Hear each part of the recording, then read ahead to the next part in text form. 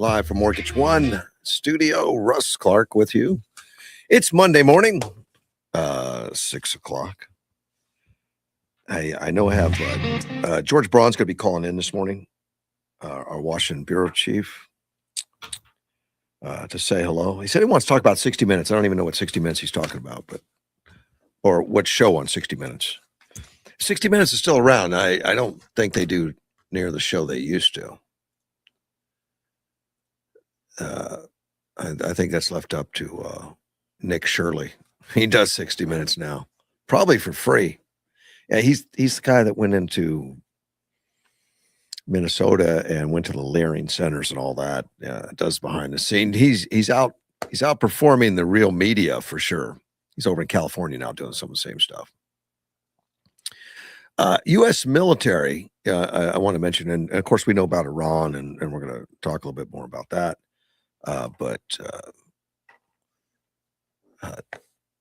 While they're over engaged, you've got a question, or I know people have questioned, like, everything's over there.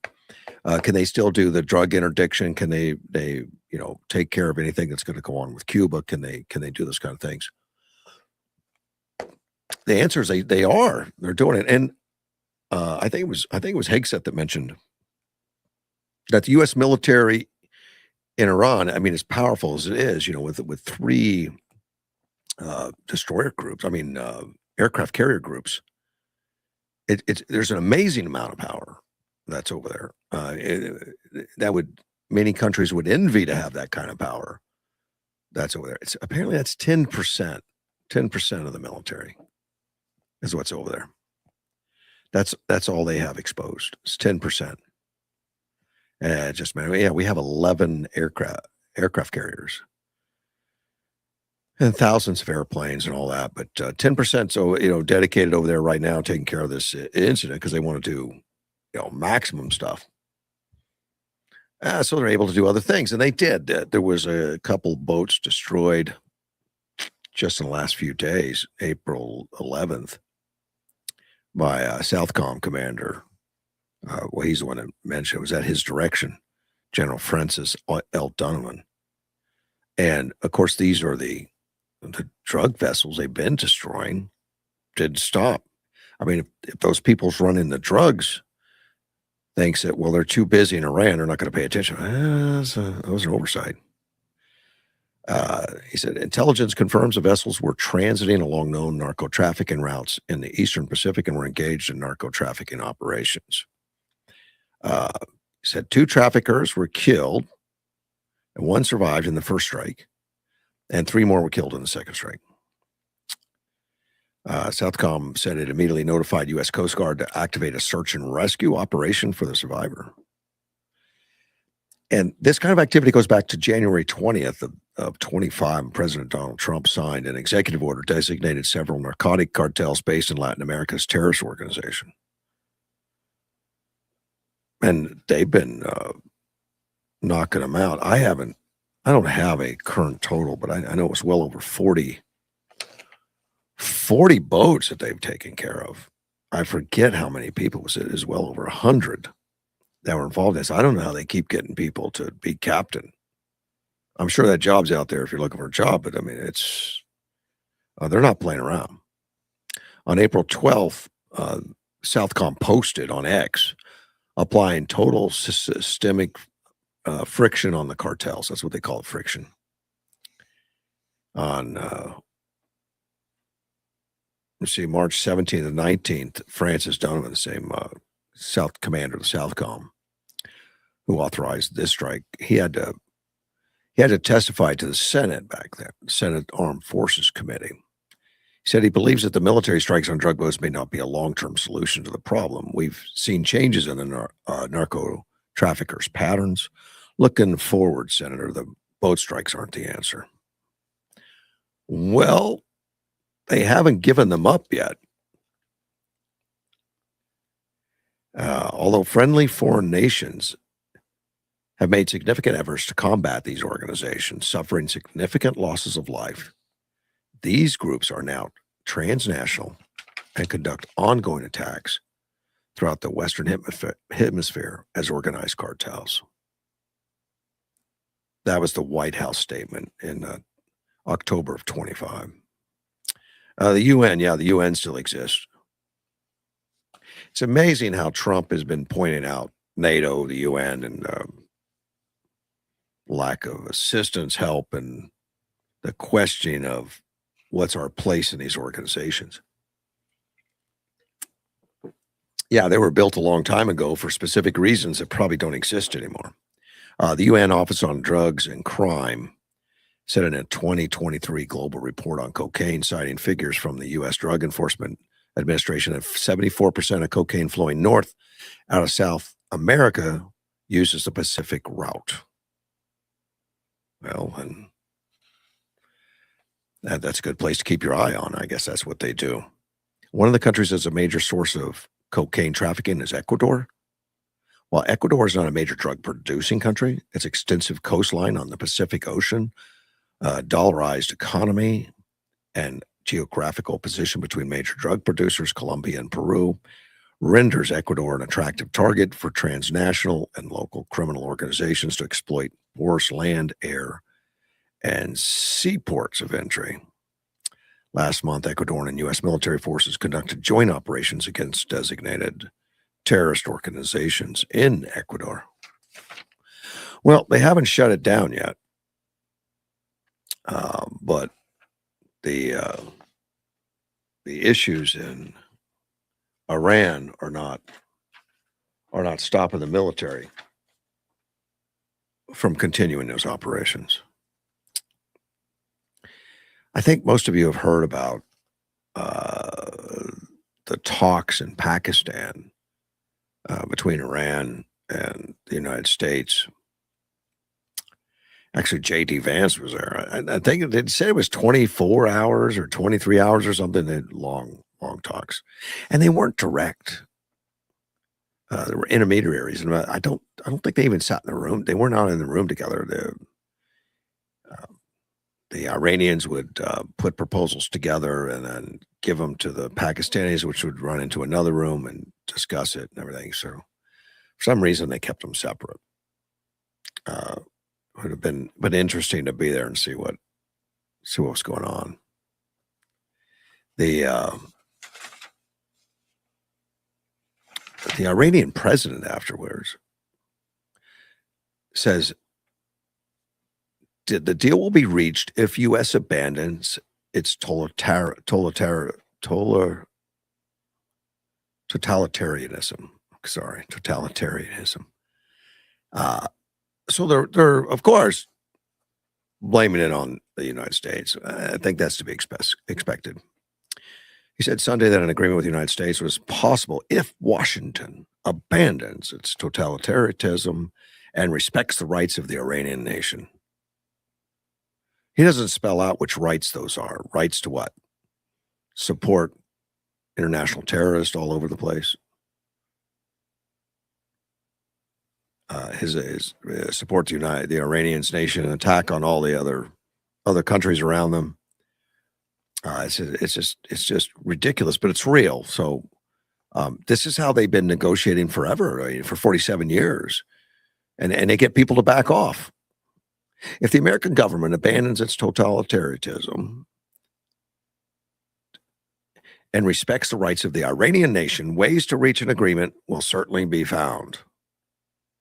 He praises the Iranians' negotiation team and said, God bless them and all that stuff. Let's take a phone call. George, good morning. Good morning. How are you guys? We're doing well. It's going to be 82 degrees here today. I think you're going to be warmer than us, maybe. Yeah, it's going to be really nice and wonderful. We're supposed to finally be out of spring. We're about 20 degrees higher than what it's supposed to be. It's been a weird year. Cold, hot. Same for us. Well, this is, if we invite Kathy back out again, she'll bring the snow.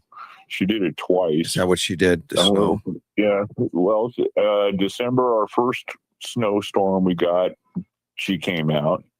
And then the second time she came out, it was 92. And then when she landed, it was snowing. It was like same kind of a thing as, the Snow Queen or whatever, the Ice Woman in Frozen or whatever it was. I didn't see it. Anyway, it was just, we were giving her credit about that. There's an executive order from the president that she can't come out until, because we can't stand the weather going cold again. Everybody's going to get pneumonia. Forget COVID. It's hot, cold, hot, cold. I've been eating zinc and vitamin D and vitamin C like it's going out of style. Well, hopefully that's working for you. It is actually working pretty good. And ivermectin, that was the other thing. They said to throw that into the mix in it. And what I thought was going to be a really bad cold went away. Yeah. Hey, Maryland yesterday passed a thing saying that making it basically Maryland what is known as a sanctuary state now, except in certain counties. And it's, you've got to have a warrant and you've got to have all this other stuff to get these guys, even murder. They did put an amendment in for sexual crimes against children, but that's about it. But it's kind of interesting. The new DHS acting secretary came up with the best idea. He goes, well, we only have so much money because, ICE, you're not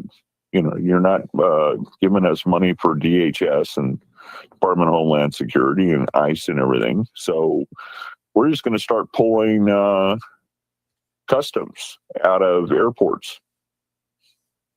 And we only have so many, so we're going to pull them out of BWI, Chicago. What would that do, though, if they pull Angeles. customs out? You no longer are an international airport. Oh, so they couldn't land then. Okay. You can't land with people that are coming from a Overseas. foreign country. Right. Okay. You can't ship goods from a foreign country Right into that airport. And so that would shut down businesses, and you say, well, we're not. And this is not something that you can sue and say, well, the government has to do that. No, government doesn't have to do that. They can designate whatever airports they want to be international airports. So imagine you're, LaGuardia, JFK, New York, Chicago,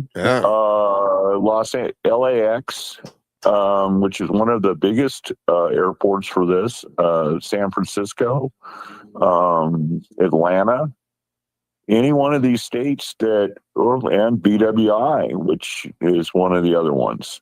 Dulles is the main international airport in Virginia. Here in Washington, D.C., Reagan is a minor one. Dulles is the main one. Anybody who's ever actually gone overseas, you go through Dulles most of the time. But that is just kind of interesting that, they could pull it and there's nothing the state can do. It's just the federal government does it on their own, decides who gets an international airport and who doesn't. And that would just destroy businesses in those cities, because you can't do business if you don't have an airport. You got to ship it all the way to another state. Well, they wouldn't shut the airport down for local traffic, just international. But you're right. Local traffic is fine, but you're not an international airport anymore. That's right. I mean, Yuma is an international airport. Yes, it is. Yeah. I always think it's kind of fun to fly from Fresno, which is FAT, Fresno Air Terminal. They still call it FAT, and to Yuma, which is Yum. Yes. Well, I think they've changed it now, but that was always Yum. But yeah. And then it was, and the LAX was LAX. And so, anyway, that's kind of interesting. But yeah, last night I was watching 60 Minutes and I was just absolutely laughing my rear end off. I didn't see it. Because, So what was 60 Minutes all well, about?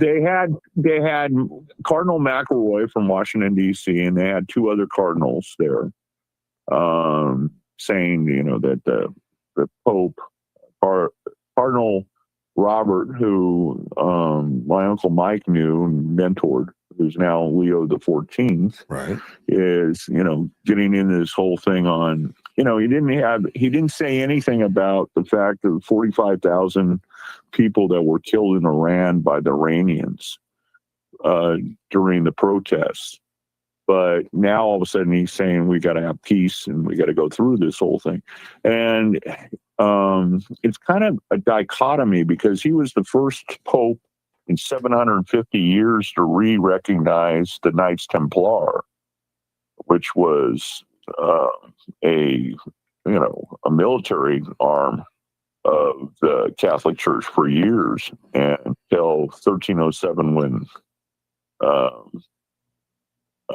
was it Pope Clement and the French president Philippe got together, and that's where Friday the 13th came from, is they went after October 13th, 1307, I think it was. But but they got rid of the Knights Templar because they wouldn't loan any more money to the French king. And so it is kind of when they came back in full battle array and into the Vatican. And so it's kind of one of those things because there is, that for 47 years, Iran has been at war with the United States, Right. And they started it. But now you're a Catholic. Do you think the Pope is probably not the best? Fallible? Yeah. Yeah. Okay. He's a man, Yeah, sure. We've seen more than enough popes over the years that have been fallible. Right. And I had a lot more hopes for this pope that he would go in, back to the traditional Latin Mass, more towards that. But it's one of those things. Pope Francis was a Marxist. He took money from Pfizer to give the shots to everybody when there was no proof that they actually worked. He took money from the Chinese and sold out the Chinese Catholics. And he was not a good pope. And there's a lot of people say that the last real pope was Benedict, who was under John Paul II. But it was interesting because why we don't have USAID anymore. Well, there was a lot of fraud and stuff, but you mentioned some stuff. Go ahead. Well, the big thing was January 21st, 2025, Bishop Marion Edgar Bade confronted President Trump and J.D. Vance during a service of prayer for the nation at the Washington National Cathedral. And, her sermon lasted 15 minutes, and she went on and on and on about how these people clean our houses, they, clean our toilets, wash our, take care of our children, mow our lawns, same kind of a thing that the Democratic Party has always said. We need slaves because who's going to pick the cotton? That permanent underclass is just one of their things. But one of the deals that came out of the whole deal was there used to be the Los Angeles Times had a whole gob of reporters, young people that would go out and work on a story for whatever time it was. New York Times, Washington Post, Dallas, all these newspapers used to have big, giant groups of reporters that worked really, really hard to go out and get this story. And they just don't have the budget for that anymore because they're not making any money. As a matter of fact, they just let go about half the people over at the Washington Post. So now we don't have anybody looking at climate change or gay rights art. Things that really need to be looked at. Yeah, right. Okay. Anyway, but one of the things that came out of it is that now we have something called X, or former Twitter. And when these guys get onto a thing, they can find stuff that nobody ever thought you could find. I mean, you've got all these people who have too much time on their hands, and they will do the research, find stuff. And and they found out that this bishop, Buddy or whatever her name was, that she had gotten $53 million to relocate asylum seekers in the Washington area, and that she was taking a big piece of the cream right off the top. And that was done through just NGOs or something? Yeah. And so, that was, she was getting it from USAID grant. Yeah. And as soon as that came to light, it was, Doge got rid of it. But the thing is that, there's the old saying, you never want to be the tallest nail because you're going to get the hammer. But whenever you do something like that come out, these guys on X will go in and go through this whole thing. I don't know if you've been watching how they've gone after Swalwell in California. I mean, that was brutal. But maybe he deserved it from what I've been reading. He was a creep. It's kind of like when we had Mayor Filner, who ran. He was a congressman from San Diego, and he was congressman for a long, long time. And then when he came back and ran for mayor of San Diego, he just thought he could continue on in the way he used to run his office, which was going after all the gals that he could possibly go after. And what happened out of that was that he ended up getting Donna Fry, who was a Democrat, city councilman from Oceanside. She went after him because she had 14 women come to her and say, this guy is just over the top. And she went after Pelosi, Feinstein, and Barbara Boxer and said, you knew you were sending this pervert to us and you didn't warn us before he got here. He ended up pleading guilty to 4 felonies and getting house arrest for 3 years. And the thing is that, you don't plead guilty to 4 felonies unless they got you by the short and curlies.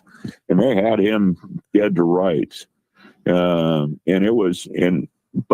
a lot of these guys, and if you talk to the gals over on the Democratic side, it's just known that that's the price of doing business to get these guys to vote for you. Clinton and Proxmire and all these other people over the years was you did what they told you to do, and you didn't make a big fuss about it.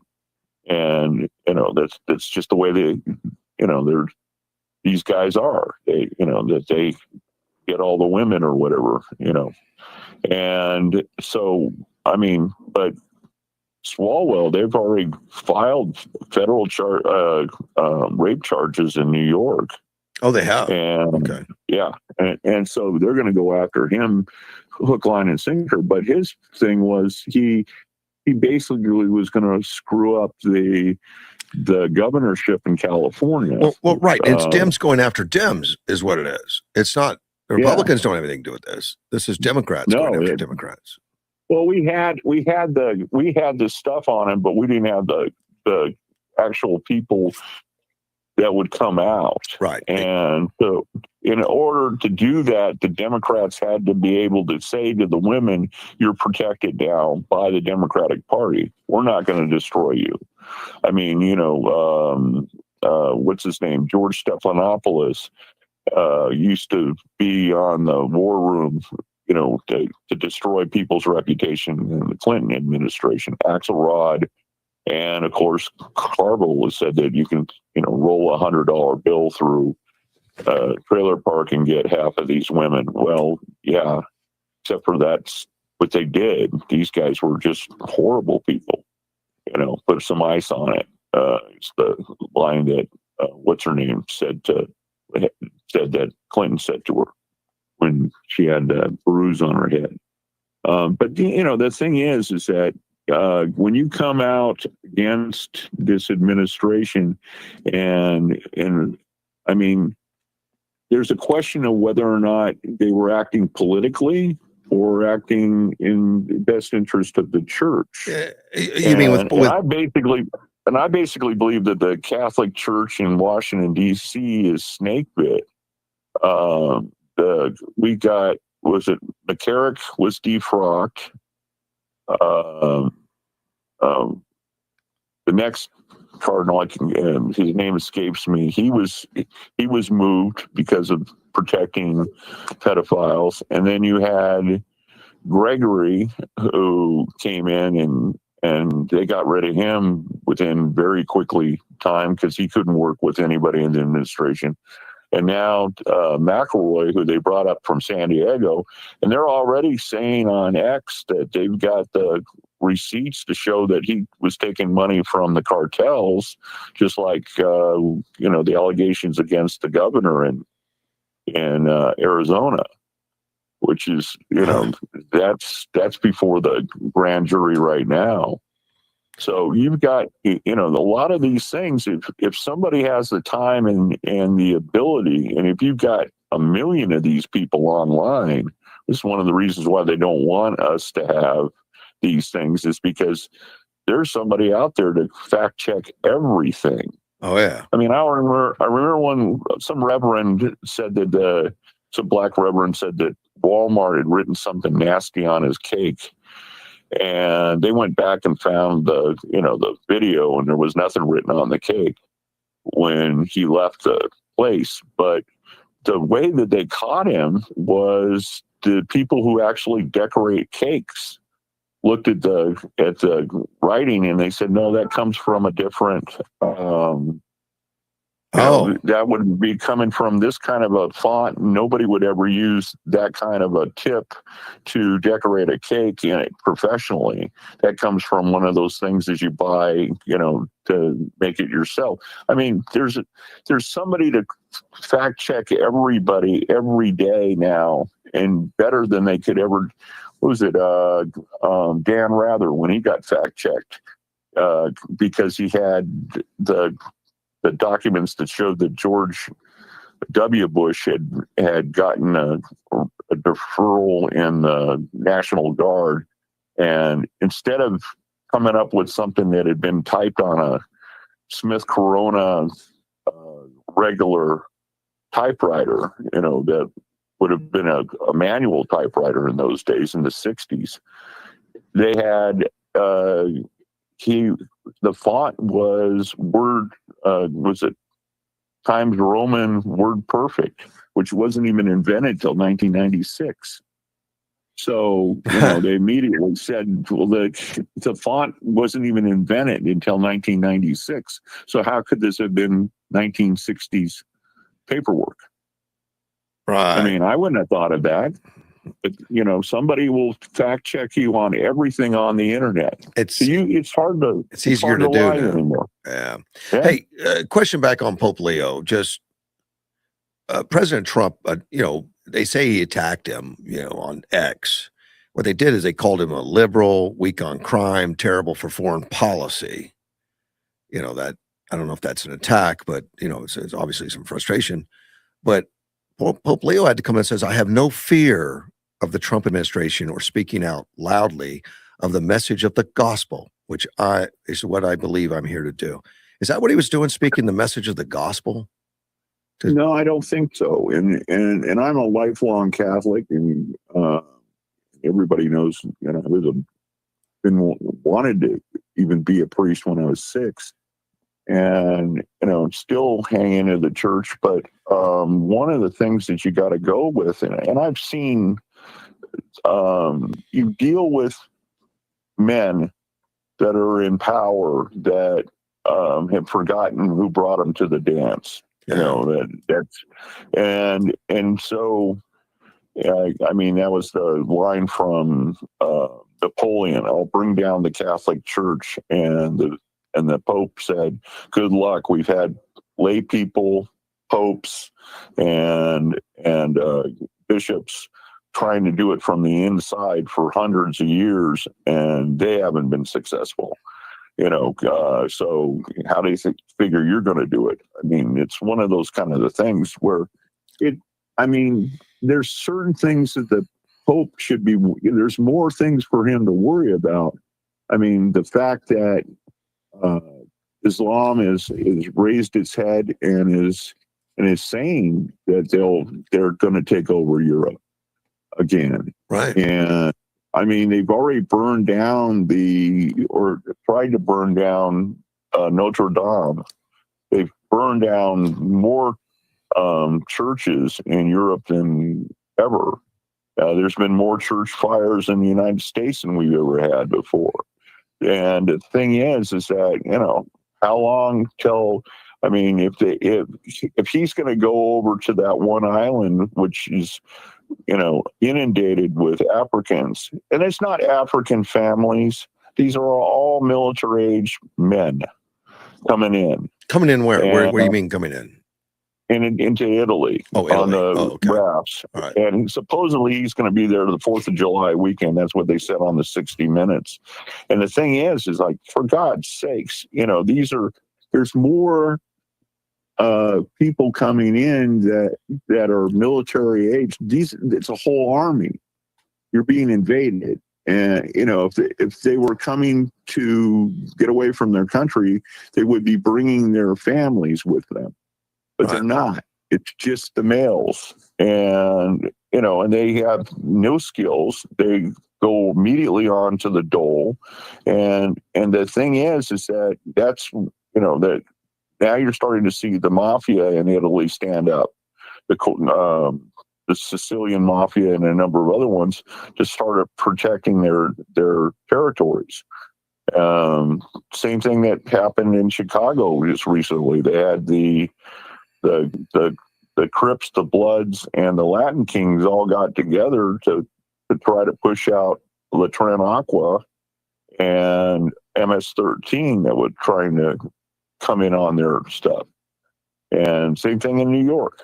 You know, these gangs come in, and I mean, and that's one of the reasons why Maduro sent all of Tren Aqua to take property down in Venezuela from people where he couldn't take it legally or through some kind of a eminent domain kind of a thing. He just put people in there and just took it by force with La Tren Aqua. And that's the same thing that happened in Colorado, if you remember all that stuff. So, I mean, it's there, you know, there's a whole lot of stuff in this world that is not going to be involving where you're saying that this is not a just war, which is what one cardinal said. Well, somebody fact check that today on X, and they said no. According to the cardinal law, this is a just war, and you know, to go after Iran. They started it. They've been using Hezbollah, and you know, and that one of the things is we took out in Israel and the United States took out Hezbollah, Hamas, and ISIS before.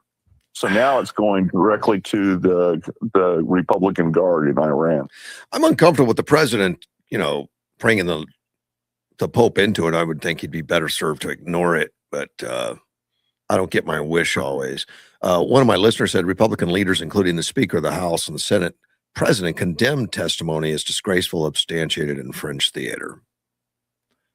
So I don't know where it's, you know. Well, and also you got to remember, if you're going to involve yourself in politics directly, you mean the church Pope loses its the church loses its religious exemption. And that's an incredible amount of taxes that would automatically go to a lot of, I mean, the Diocese of San Diego, where McElroy came from, is bankrupt because of the problems with the children. Yeah, I don't think Leo's comments went that far, but to say not involved. And I don't know, has there ever been a church lose their, and I'm talking the United States, use their non-tax status? I don't think so. No, but the IRS has gone after them. Usually the Democrats go after the churches. It was black churches for a long time were getting it from down in the South. That was one of the things that they did. And they went after the black churches, saying if you did anything on this, it was, if you drove people to the polls, that was political. Oh, you know, I mean, there's a number of different things over the years, but I mean, I did thought that was pretty funny was they took the ballots in California. One of the things that they did was they started putting those, the ballot boxes that you could put in your early voting or whatever. Right. So all the churches started getting them, and they said they were going to go after them. So instead, they put them into the schools. That's worse. The church schools. Oh, okay, which church are, schools. Yeah. So I mean, there's an old saying that there's no way that you can walk around in this country and not break a law, because there are so many laws and so many conflicting laws that there's just no way to know, and to this day, it's now because of the fact that they don't remove old laws. I mean, it's still illegal to take a bite out of somebody else's hamburger in Oklahoma. Yeah. Even though we have a kite contest during the cherry blossom season, it's still on the books that it's illegal to fly a kite in Washington, D.C. It's illegal? It's illegal to fly a kite in Washington, D.C. So somebody must be getting in a dispensation or something like that. I mean, I just bought kites the other day for my godson and his sister. And I mean, by the way, if you guys haven't ever gone there, Price Club or Costco has the greatest kites. They come with a string and everything. It's all ready to go. We have Sam's Club. But you got Costco over in Imperial Valley. Yeah. So, well, the Sam's Club in Yuma is just a fantastic Sam's Club. I used to love to go there. I mean, I don't think I want to kite. And, well, it's still, you get, I mean, and then water balloons and water guns they just put them in the other day. I saw those and I almost bought them when I was there. Summertime, man. Anyway, but it's a lot of, there's a lot of weirdness going on right now, but I just did not think I'd see the bishop of, or the archbishop here in Washington, D.C. on 60 Minutes last night. I don't usually watch 60 Minutes, but I had to stop and check that out because it was on the same station as the Masters. McElroy almost blew up just like Greg Norman did in '96. I remember that. He started out with a bunch of bogeys on the last round, and then came back around and rallied and started hitting birdies again. I didn't know you were a golf fan. Okay. Well, I grew up on Yuma Golf and Country Club. Yeah. 2929 Arizona Avenue, in between the third hole and the fourth tee. I used to see your mom there all the time.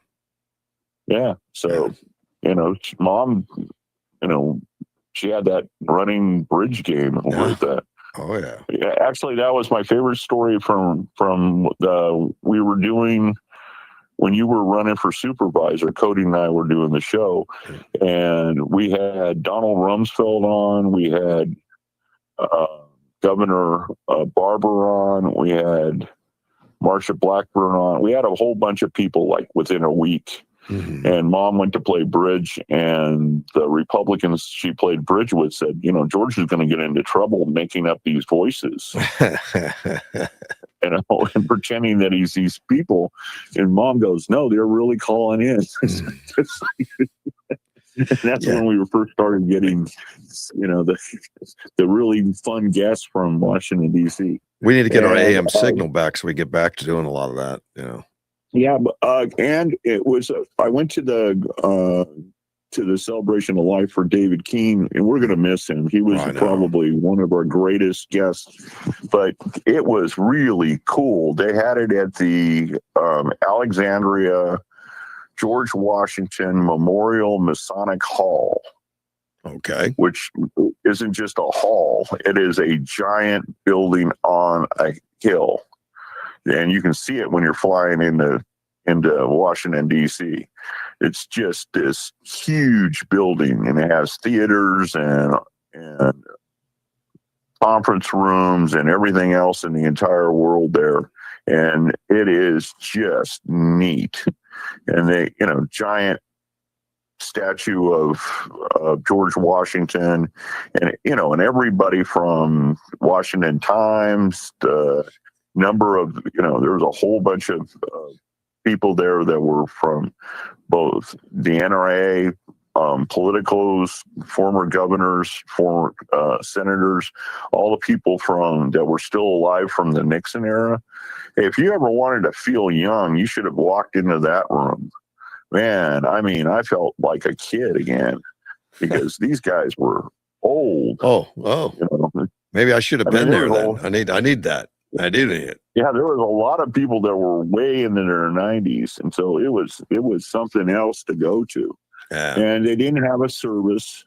They just played a montage of all the pictures of him over the years, working with Reagan, working with Bush 41 HW,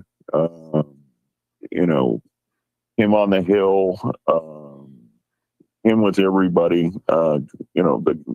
the thing with the National Rifle Association, which is how we got him in the first place. We weren't supposed to get him. We were supposed to get Ann Coulter that day, but Ann got sick, and the publicist didn't want to leave us without a guest. And so she said, how about the National Rifle Association president? I didn't know. I didn't know that was a fluke like that. And David Keene came on, and he was so much fun that we kept him on for the whole hour. He's a wonderful speaker, just tremendous. Yeah. The only blessing I got was I got an hour of his time on the Friday before he passed, and I've talked to a number of doctors since then, and they said that it on a lot of cancers, all of a sudden you'll have a rally period right before you pass away. Mm-hmm. And David was I talked to about 5 other people that he talked to that day, Friday or Saturday morning, because he went into a coma Saturday night and he was gone. But pancreatic cancer is a death sentence, and he didn't make it very, very much longer than most people who get it. I got to go along with Tommy Jones and Space Cowboys. It's like, what's a pancreas anyway? But I mean, Tony Snow, former White House press secretary, he died from that, and a number of other people. So anyway, but if anything, David Keene had a wonderful life. I mean, he was a great fisherman, a great, and I've been his lawyer for a while, and one of the things was his wife goes, well, by the way, am I going to get a bill for all of this? And I said, no. Yeah. He just left a note for you that says, basically I want cufflinks that he had, that were from Reagan or stuff like that. That's all I want, something, to remember him by. But, I don't need the money. Yeah. And, But it was a really, really neat service to see people. I mean, some people I didn't want to see, like John Bolton. I couldn't figure out what he was I've doing got pictures of you with Bolton. I do too. I mean, yeah, back when in you the thought day you liked before, him, right? Yeah, well, I've got pictures with a lot of people. That's whenever anybody tries to pull up pictures and then go, you have any idea how many people I'm going to get pictures with over the years? Oh yeah, you run over to everybody, get your picture taken. You do. Yeah, you got a big book of them. Yeah. Well, I wouldn't believe most of the stories without the pictures anymore. Yeah. That was we went to the Playboy Mansion, Shaquille O'Neal's party in 2005, I think, and everybody said, "Why did you take pictures?" And I said, "Would you believe this story without a picture?" It was like, no, seriously. And I mean, there's there's every once in a while that was probably, I'm going to end it with this, probably the best episode of Mary Tyler Moore was the one where they went to Washington D.C. and Lou Grant got a suite, and they were going to go out, and so she keeps coming up and goes, "Were we going out for a party or something tonight?" And he goes, "No, I'm waiting for the calls to come back in." And so anyway, so he goes through the whole thing, and so she comes back and she says, "We got invited to the French embassy, and an embassy party, Mary, we can do better than that." Because why not staying home waiting for somebody for the one night I'm in Washington D.C. So she goes out, she comes back, and the house and the suite's trashed, glasses everywhere, all the ashtrays are full, and the whole bit. And he starts telling this story about, well, a couple of people came by, it's like, such and such. And I thought John Glenn was going to lose it. Senator Glenn was here, the astronaut. Yeah. Well, yeah, he came with the Kennedys, Rose and Teddy. The Kennedys were here. And he keeps dropping names as he's going along, all these people. And so Eric Severide was here. Yeah, he came with Cronkite. Wait, what? And so she's sitting there and she goes, "Mr. Grant, I find that really, really hard to believe." And the phone rings, and he answers the phone and goes, "Oh, hi, Betty." "Oh, yeah, hang on. Mary, could you look over in the couch? Is there a pipe over there?" And she pulls out a pipe out of the couch. And he goes, "Yeah, Betty, it's here." "What? No, just send a Secret Service agent back." "Oh, no, she's here. You want to talk to her?" And he hands the phone to Mary Tyler Moore, and she answers. And it's Betty White in a cameo. I mean, not Betty White, Betty Ford in a cameo. And Betty Ford looks up, "Oh, we're really sorry we missed you. Why don't you come by the White House tomorrow? We'll have breakfast." And Mary looks up and goes, "I don't know who this is, but this is the worst Betty Ford imitation I've ever heard." Oh, she didn't believe it. He's up the phone, Yeah. and you see the final scene is Lou looking at her and split screen, Betty Ford with a question mark over her head, So anyway, yeah, that kind of a thing. You just don't know who you're going to run into in this town. That's why you like living there, I guess. Well, it's always exciting. It's never boring. Let's put it that way. But I don't know what these guys are thinking, because all of a sudden there's going to be a whole bunch of people looking into things, and this Swalwell thing is going to be interesting as heck, because they're going to, now that he doesn't have the protection. Well, he was the front runner for the Democrats on the. Yeah, Potter, we've got stuff on her, the second person, and so I don't know. It just, my biggest thing about California is, you go to San Francisco, it's not like it was in the '80s when Reagan was president. Oh, gosh, no. You go to Los Angeles, it's not the same. And somebody just sent me a thing from San Diego, how they're shutting down, Horton Plaza is no longer there. It's, I didn't know. I mean, I haven't gone back in a long time, George. I don't like California, so I stay away. Well, last time I was there, I was at a convention the whole time for the food people. So, but they announced that they were going to have this specialty food show in San Francisco next year, and You going? immediately half the people dropped out Yeah. I don't have. because they've been to San Francisco for a convention, and there's nothing to do now. There's Yeah. no shopping. You got to wear galoshes, And Moscone, that's right in the middle of the drug dealers and everything else. I mean, it's just sad, and that's all over California. I don't know what they're thinking. Oh, but yeah. They need to elect a Republican. Looks like two of them are leading right now in the polls, but I don't suspect that's going to last. There's going to be something happen that's going to change that. There's something happening in Swalwell surprised me, but well, I just think that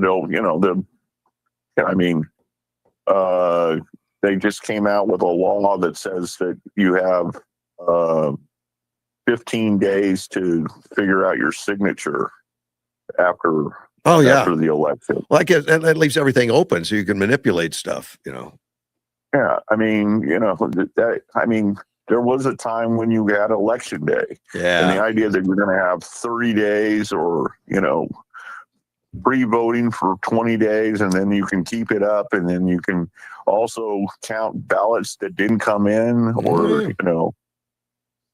Exactly. I don't know. Hey, I appreciate the call, my friend. And mail-in ballots, no other country in the world allows them. So, I mean, you can go back to the thing of putting your finger into the die like they do in Africa. We're smarter than all of them. Yeah, let's think. All right. Thanks, man. Take care. Bye-bye. Of course, that was George Brahma, Washington bureau chief there in D.C. He appreciate him calling in. I was talking about the Iranian president, Masoud Pezeshkian. I don't know. I'm sure I got that one wrong. Talking about the United States and the talks breaking down. He calls us totalitarianism, and he said God gives you strength. Praising Iran's negotiation team. He said tasks between the two sides broke down Saturday after hours of negotiations in Pakistan. Iran and the United States remain divided on issues. That's just a summation, but including freedom of navigation in the Strait of Hormuz. Now and Iran's nuclear enrichment program. And J.D. Vance talked about that the number one issue was nuclear enrichment. And Iran's being honest about it now. They used to hide it. Oh, we're not enriching beyond. We don't have it. Afterwards, after we bombed the sites, they're saying that we do have enriched uranium, enough for 11 missiles, and we're not going to stop. Even after all this bombing in the last month, they say they're not going to stop. They're going to keep enriching. They want a nuclear weapon. And these people are radicals. If they had a nuclear weapon, I'm sure Israel would have already been destroyed. That's the opinion of many people out there, that it just wouldn't exist, probably. And that's why Trump is adamant you're not getting a nuclear weapon. It's not going to happen. As far as the Strait of the Hormuz, it's international waters. It's a very tight strait, like 20 miles or so between Oman and Iran, and but in the middle there, it's international waters. It's recognized international waters. But this is not the first time it's gone through this kind of nonsense. This one's a lot more severe, a lot more aggressive at mining. But that Trump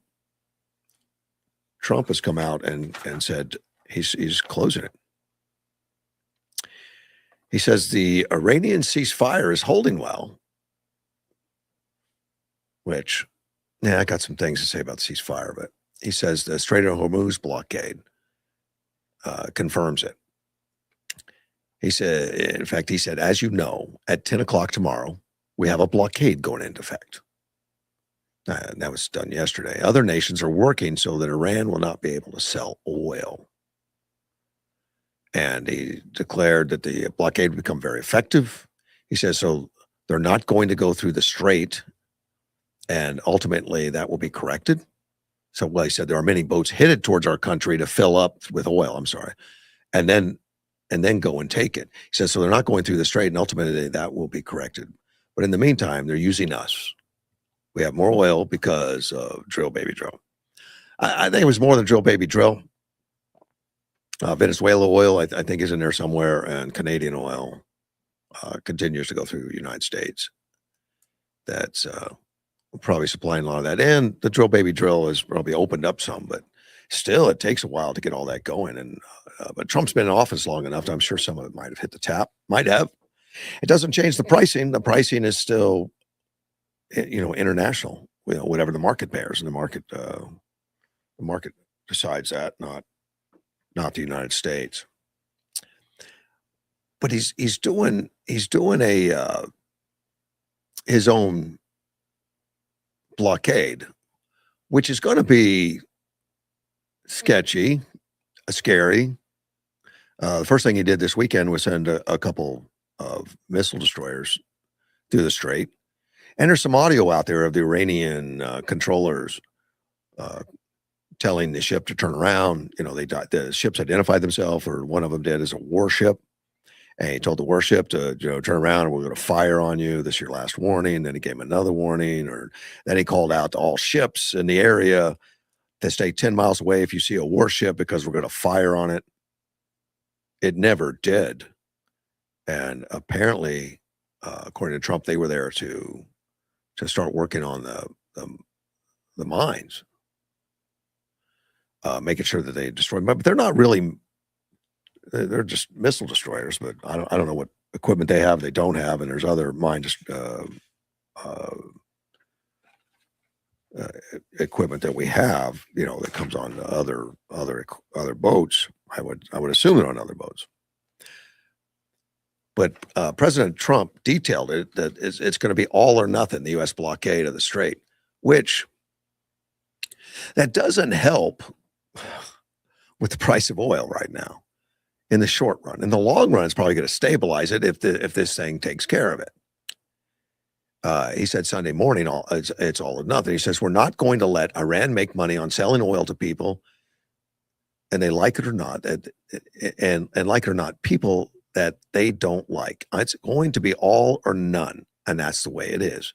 You saw what we did in Venezuela. It'll be something very similar to that, but at a higher level. He said that, I think it was on Fox News, meaning every country would either be allowed full access through the waterway or none at all, no exceptions for allies. We think that numerous countries are going to be helping with it also, but we're putting on a complete blockade. And that's interesting about different countries, and I'm assuming it would be some NATO members in there, but he's all the NATO members pretty much rejected him, and that's been very, very public, very out there. And then some of the NATO members offered to come in and help mop up or something, and he said, we don't need you. But now he's saying that there's going to be some help in the blockade, but he didn't say who. He said that he said he announced that the blockade in Truth Social post, actually, which is kind of fun that our president does that. I like it. He said, so there you have it. The meeting went well. Most points were agreed to, but the only point that really matters, nuclear, was not. Effective immediately, the United States Navy, the finest in the world, will begin the process of blocking any and all ships trying to enter or leave the Strait of Hormuz. And we know that was supposed to be at 10 o'clock today. So I'm sure it's already in effect. At some point, we will reach an all being allowed to go in, all being allowed to go out basis, but Iran has not allowed that to happen by merely saying there may be a mine out there somewhere that nobody knows about them. This is world extortion. Leaders of countries, especially the United States of America, will never be extorted. And then he went on to another post declaring that the U.S. forces will begin destroying mines laid in the strait, while detailing his instructions for the Navy seek and interdict every vessel in international waters that has paid an illegal toll to Iran. vowed that any Iranian who fires on U.S. forces or peaceful vessels will be blown to hell, which is nice. And then he shows, I guess he's also showed that the Gulf of America is loading up and delivering the shortage that's hits market. Doesn't help the price. The price is going to be high until this whole thing gets figured out. In fact, it's they predict that it'll go up. Even Trump has said it's going to last the higher prices. So he's willing to sacrifice the midterms. It looks like.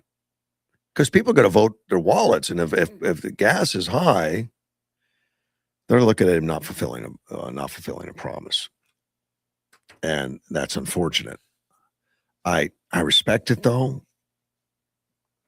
that he cares more about doing the right thing than the political thing. That's unusual deal. We'll see where that takes us. We don't know. Where that's going to go, but the Strait of Hormuz is supposedly not letting anybody through right now. It's going to be pretty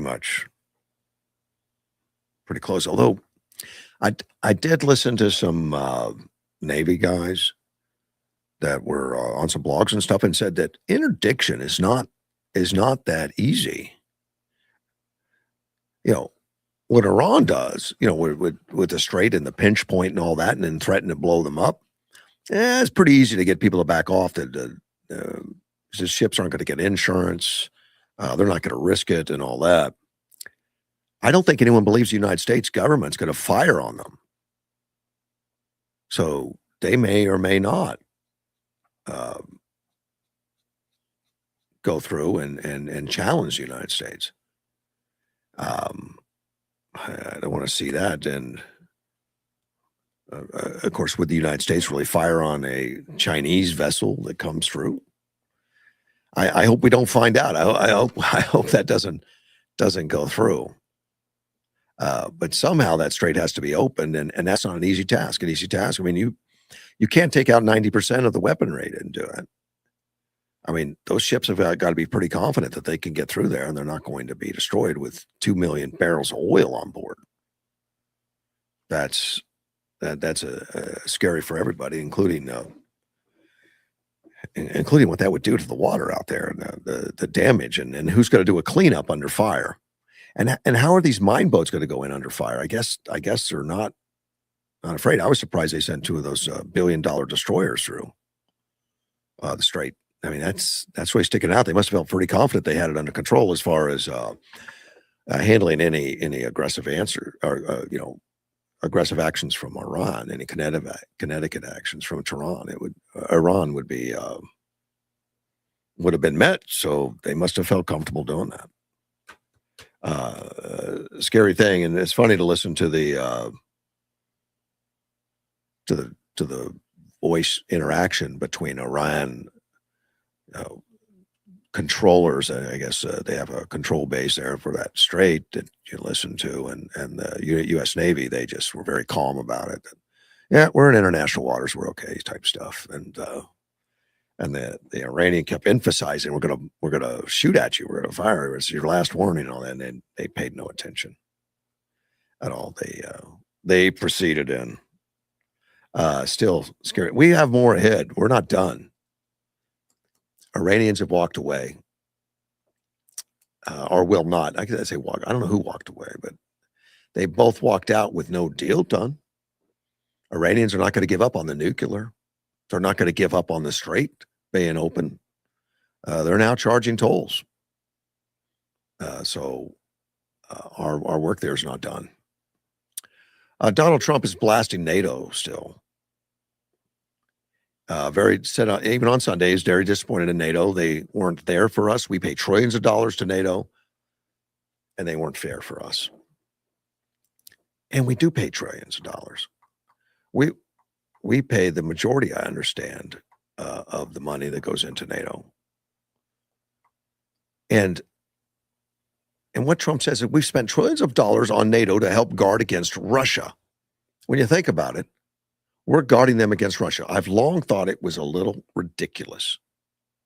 And, U.S. funding levels, he said, and our role in U.S. funding levels will face increased scrutiny moving forward. I think that's going to be under very serious examination. And the NATO alliance was to guard against Russia, and the agreements that people made getting into NATO was to spend a certain amount of their of their gross national product on their defense budget. I mean, these countries don't.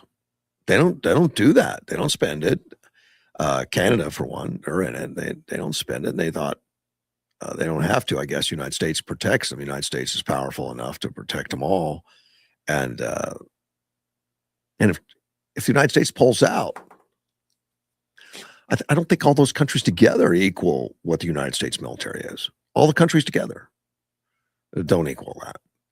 And we know that they don't have the desire to take Russia on. In fact, they buy oil from Russia. Many of them buy oil from Russia and support Russia's economy, which Trump has been complaining about for some time, particularly Germany, which were approving pipelines and stuff coming from Russia into Germany and making themselves dependent on Russian oil after they shut down their nuclear programs and any other, all this green technology stuff moving forward, and we're going to do away with carbon. So a lot of these countries have shut it down, and then finding themselves buying oil anyway from Russia, supporting them. I don't know if the planet's better off for that. I don't think so. I think they're better off, buying oil and protecting the environment by making sure you're the one that pumps it and you're the one that takes care of it. Iran accuses the U.S. of maximalism. Maximalism? Yeah, maximalism. I had to look it up. After the talks collapse, in the one in Islamabad. Maximalism, shifting goalposts, and blockade. That was according to the foreign minister of Iran. Maximalism, I had to look it up. It was like more is more, but it has more to do with fashion and let's see, it says maximalism is an aesthetic or more is more characterization by bold colors, rich textures, layered patterns, curated collections that celebrate maximal self-expression. So, yeah, I would say Trump is a maximum. I think he is. Particularly, I mean, if you've seen the White House and seen the gold and seen all that stuff, and so they're the foreign minister anyway is criticizing Trump for being a maximalist. He said, in intensive talks at the highest level in 47 years, in Iran engaged with the U.S. in good faith to end the war. But when just inches away, the Islamabad, we encountered maximalism, shifting goalposts, and blockades. Zero lessons learned. Goodwill begets goodwill. Enmity begets enmity.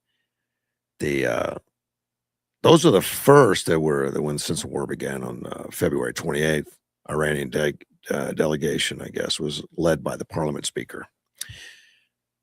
So they just they left. I don't think any of that's unexpected. I don't think any of that did anyone. I guess maybe it was unexpected. It was unexpected because in the past they would agree to do things and then just lie about it. They didn't even lie about this. I guess maybe that wasn't expected. They said they're not going to give up on the nuclear material. They're not going to give up on that. They're not going to give up on the Strait of Hormuz. They're going to control it and stay in control of it. It's been international waters forever, and they're saying now it's ours, and we're going to control it. And they said you can't go through the international waters place because it's laid with mines. They know that because they laid them. Or at least they're claiming that they put the mines in there. And they don't even have a Navy anymore to pull it out. And they're holding the entire world hostage. As far as Donald Trump goes on Sunday, when talking about the negotiations and all that, I don't care if they come back or not. If they don't come back, I'm fine. He said they still Vice President J.D. Vance was talking about the nuclear weapon that they were still pursuing. Trump says they still want it, and they made it clear the other night Iran will not have a nuclear weapon. Now, presidents forever said that, including Obama, that gave them concessions and money, and Biden, who gave them money and ignored it, all that kind of stuff. Trump, it's not. He's the one stepping up to it. It's and he's doing it in spite of the upcoming elections, which is so non-political. But that's what he's doing. He wants the world safer, in spite of the politics, because there's many that are not going to forgive him. There's many that are going to be upset that and I am too. I don't like the pump being higher. I understand it, and I think he's doing the right thing. But the sooner they get this done, the better. And I think Iran just wants to hold out, because that's the history of America. We get into a battle, and our citizens don't have the stomach for it, and they back out. They're counting on it, like Vietnam, like Iraq, and too many others, that we don't complete the mission and we walk away. I hope we stay. I hope this wasn't for naught. I hope it's completed. Donald Trump announced on Monday that the two United States F-15E pilots were rescued from Iran, or they're in very good shape. As he says, they're in very good shape. We are very proud of them. I'd be curious to see them when they get released. I'd like to hear them explain some of the events. Especially not, the pilot was rescued on the first day. It was the other guy, the weapons systems officer. That took a couple days. He spent quite a bit of time out there running to escape while wounded and bleeding.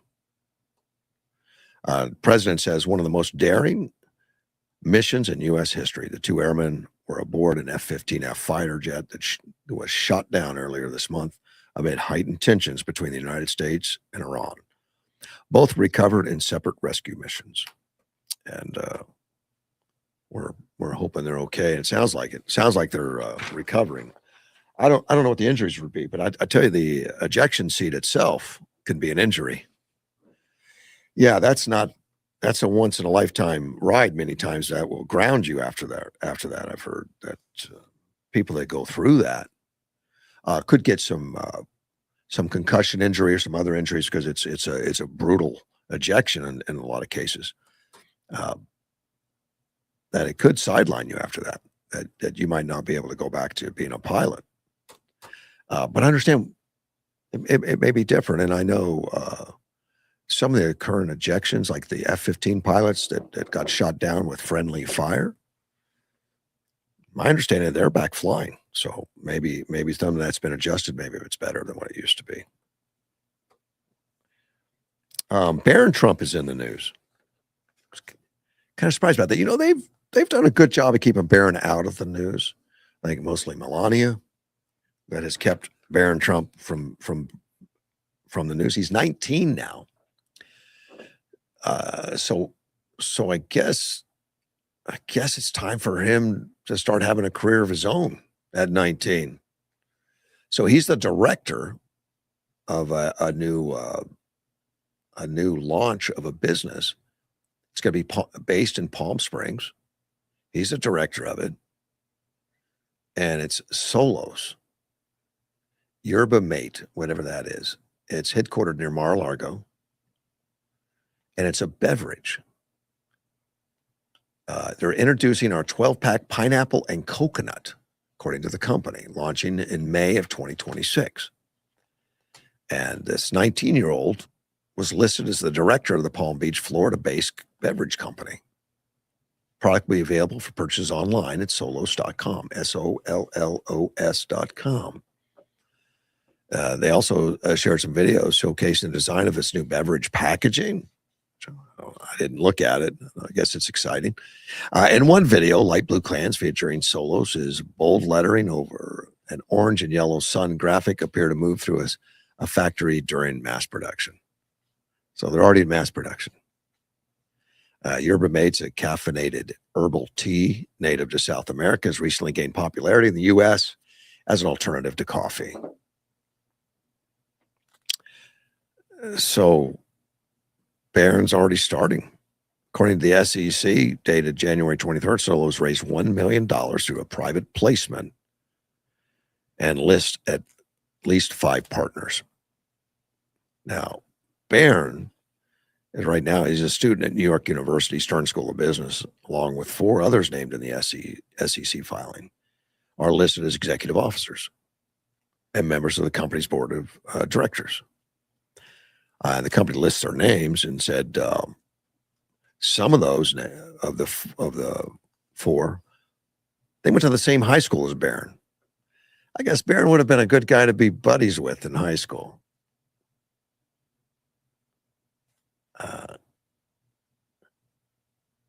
Let's see.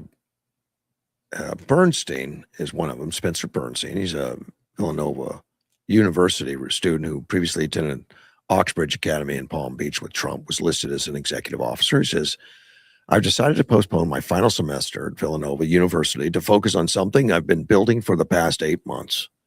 Since the end of last school year, I've been working alongside my co-founder, Stephen Hall, and a few close friends on Solo Server Mate, a lifestyle beverage brand built around clean, functional ingredients. So that'll be on the market. In fact, it's going to be on the market It's going to be on the market soon. So he's taking a semester off to get that all done. I'm taking a break right now. I'll be back, and we'll talk about Eric Swalwell a little bit.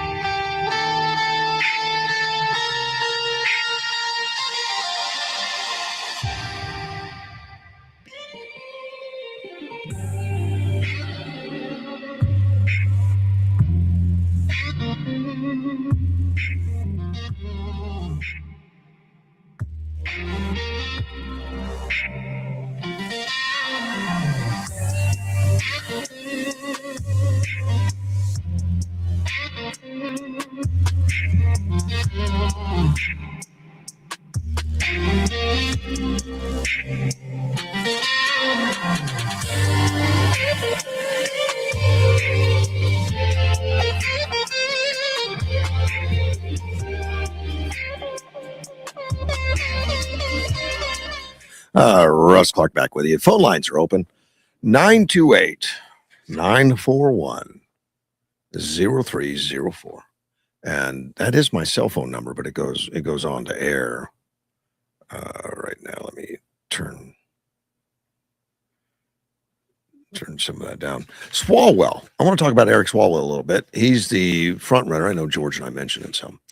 Front runner, I guess, for the Democrats, not overall, but for the Democrats. And he's been accused of some sexual improprieties by 4 people have come forward. 4 ladies have come forward to say that he's assaulted them or something. I guess according to George, there's been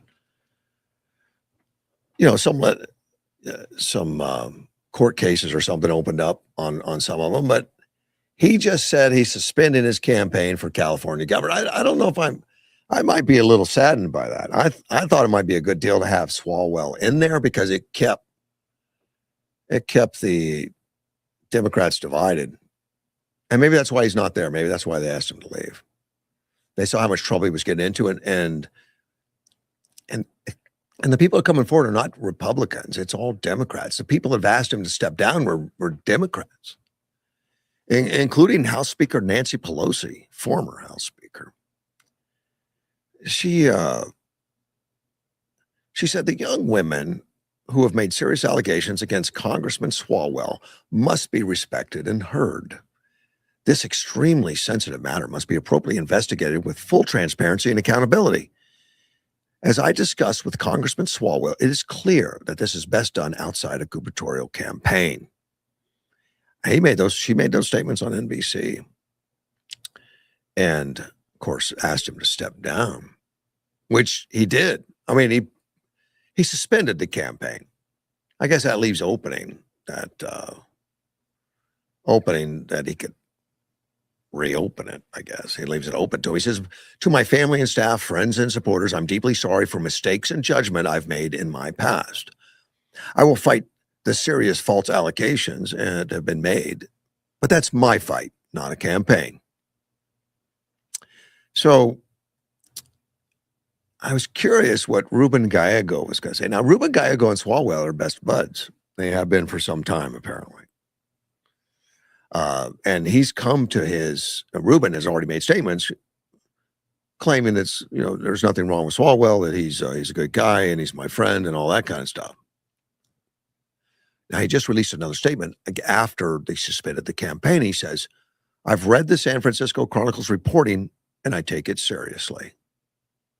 What is described as indefensible, women who come forward with accounts like this deserve to be heard with respect, not questioned or dismissed." See, that's not the same Ruben type statements from a couple of days ago. He believed that Swalwell was being attacked for political reasons. Well, now Ruben is saying that they must be heard. I wonder who got to him. Now, Ruben is being, he's a younger up-and-comer in the Democrat Party, and he's been, I guess, put out front on a lot of issues, see how he handles things.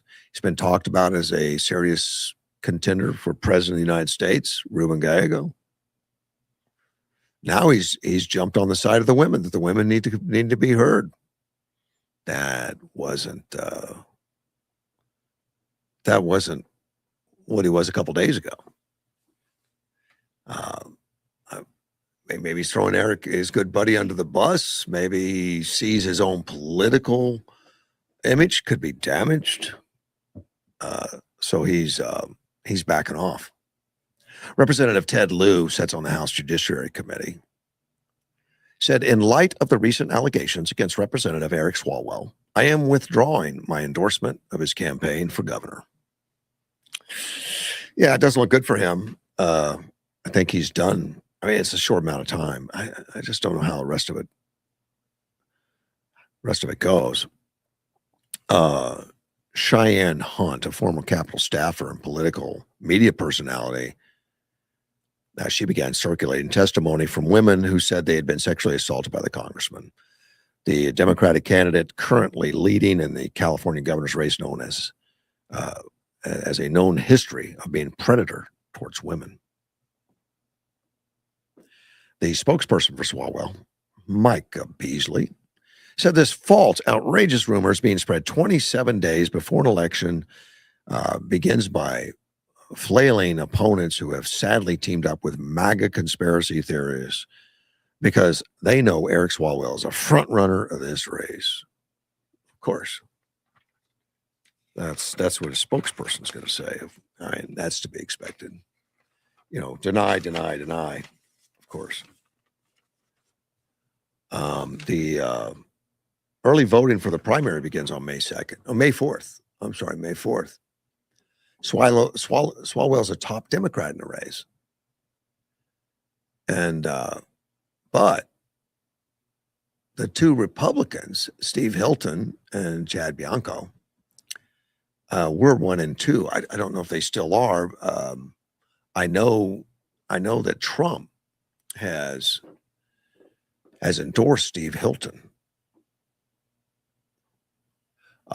But neither one were able to be over 60% support of delegates threshold needed to earn the state's party's endorsement. So one of them would have to be at 60%. So they're both going to be in the race. And then they would take the top two and do a runoff after that.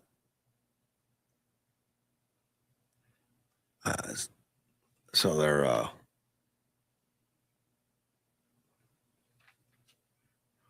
we'll have a race in California. We'll see how it goes. Have many days to count the votes afterwards. I don't trust any of it. I don't. I don't think it's going to be fair, equitable, all that kind of stuff. I got to tell you a little bit about my weekend. I had to go to the emergency room on Friday because one of my employees. And yeah, they gave good service. They did. The hospital did great. They were fine. But and I hate to hear it. I was away from the office and I got a call. That employee had hurt himself, and that's always a concern. It's automotive and a lot of heavy equipment, a lot of stuff. You could get hurt on that kind of stuff. If you're not paying attention. And we've been very, very fortunate. We have a good safety, record, and we don't have a lot of problems. Well, we had an incident on Friday where one of the employees was actually working on one of the company cars. We have a PT Cruiser that we use for taking people home in a courtesy car and that kind of stuff. We have that, and he had to drill something on having to do with the battery.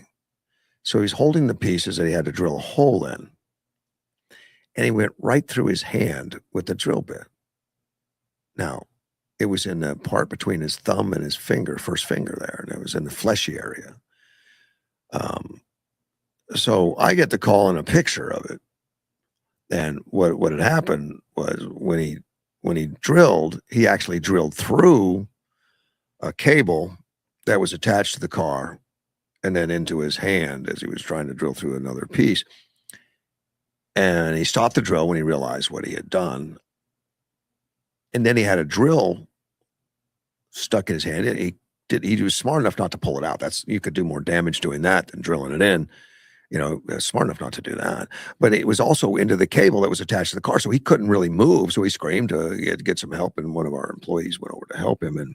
And he didn't like the sight of blood apparently, and was a little nervous about it.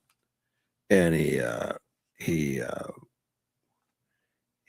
flagged down Chris, my partner, and said it's emergency. And he said, "Well, let me park car." He says, "No, get out. You got to help him now." So they cut the cable that was attached to the car and took the drill itself off the drill bit and sent him to the hospital with the drill bit hanging out, which is fine. He wasn't really in much pain at all. I mean, it was he was apologetic about causing a mishap. So I went to the hospital to see him. I mean, I had to. My daughter took him and waited for him, but she had another appointment to get to. So I said, no problem. I'll run over there and talk to him. And I did that. He was in great spirits. He said that he saw every nurse on that ward. They all came in to see him. And I'm thinking, what? Well, they wanted to see the drill bit in his hand, like somebody did that. Somebody had drilled into their own hand. So they wanted to see that. That's awesome. You got to meet people with that. And it was not anything that was, it didn't look like it hit anything serious. In fact, the doc finally, when they got it, there was no surgery or anything. They didn't have to cut anything. He literally twisted the drill backwards with his hand and just pulled it out. and he has full use of all his fingers, his thumbs, so there's nothing, no big damage. They gave him some antibiotics in case of infection, cleaned it up, and didn't stitch it or anything. I guess a puncture wound, they want to leave it open uh, to do that. So I took him back. I took him back. But I went and saw him that evening.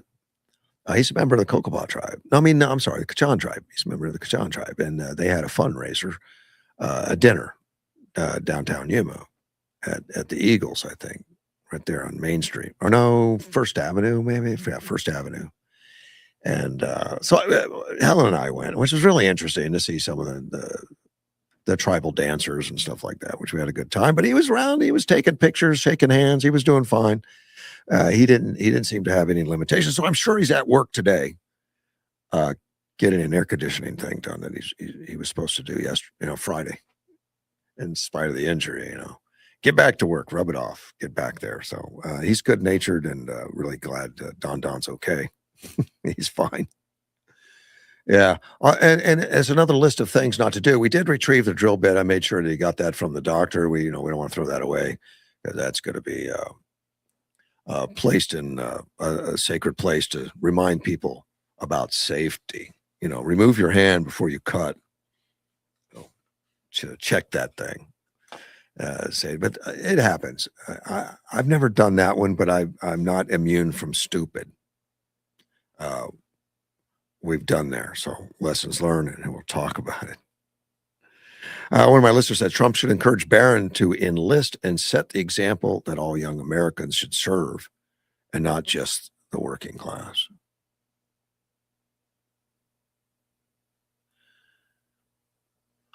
Okay, and set an example all young Americans should serve. I like it, and they should. And I'm assuming he means to serve in the public in some way, or not serve in the military. But I don't think Barron's going to join the military, if that's what he means by serve. But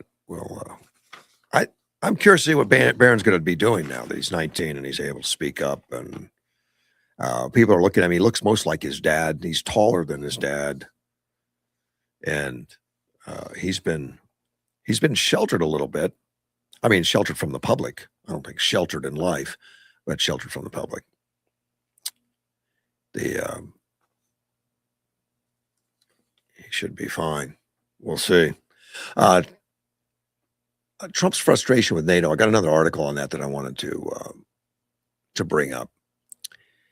Trump said, talking about Iran, that their military is destroyed. The whole Navy's underwater. That 158 ships are gone. Their Navy is gone. Most of their mine droppers are gone. The ones that actually put the mines into the water. At 10 o'clock tomorrow, we have a blockade going into effect. Other nations are working so that Iran will not be able to sell oil. So they want to block oil from Iran to hurt them more for the money. At the same time, that hurts the whole world, that 20% that goes out to the world is not going to be flowing. So I question all that. Said there are many boats headed towards our country to fill up with oil and then go and take it. Expresses disapproval of the NATO countries. And I was wondering, is he allowing the countries that refuse to help us, France, Italy, Spain, or for a few that are they allow them to have oil? I would imagine he will. But he said the financial commitment to support the alliance, particularly against Russia, is going to be under very serious examination, which it should be. I mean, the whole NATO thing was to protect against Russia, which we know is an aggressor and wants to take over Europe and all that. But all these NATO countries tend to support Russia. At the same time, Russia is threatened to, take out a lot of NATO countries like Poland and stuff. Ukraine is not a NATO country. But they don't want to stop there, and Putin stated it. He says, but I'm very disappointed in NATO. They weren't there for us. We pay trillions of dollars for NATO, and they weren't there for us. Now they want to come up, but there's no real threat anymore. meaning from Iran. The threat's been greatly diminished. Some of it still exists, probably. When you think of it, we're guarding against Russia, and I've thought it was a little ridiculous. We spent trillions of dollars. I think that we're going to be under very serious examination. You have to start learning how to fight for yourself. The USA won't be there to help you anymore, just like you weren't there for us, and that's his message.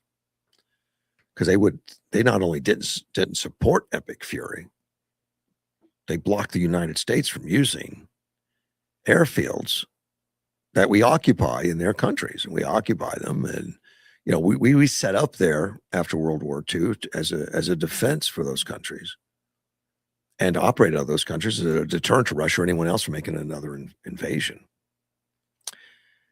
Mark Rutte, the NATO Secretary General, and him did have some meetings last week, and the Secretary General didn't speak poorly of Trump at all. Just said he understands his viewpoint and all that, but he's wanting to try to be peace with all of it. Carolyn Levitt said it's quite sad that NATO turned their backs on American people over the course of the last 6 weeks, when it's the American people who have been funding their defense. The countries accused of withholding support, like Spain, the Prime Minister, Pedro Sanchez, shut down Spanish airspace to aircraft participating in strikes against Iran, including U.S. bombers, denied Washington access to military bases located within the country. In France, Emmanuel Macron, the president, blocked Israeli aircraft from traveling through French airspace to transport U.S.-made munitions intended for the conflict in Iran. The Finnish government, Alexander Stubb, told Trump during a phone call, a more European NATO is beginning to take shape, which signals a potential shift in the alliance's strategic direction. So, I mean, why would you tell that to Trump unless you want the U.S. to get out of NATO? I mean, do you not want the U.S. anymore? I mean, that doesn't seem smart. I don't get it. I don't understand.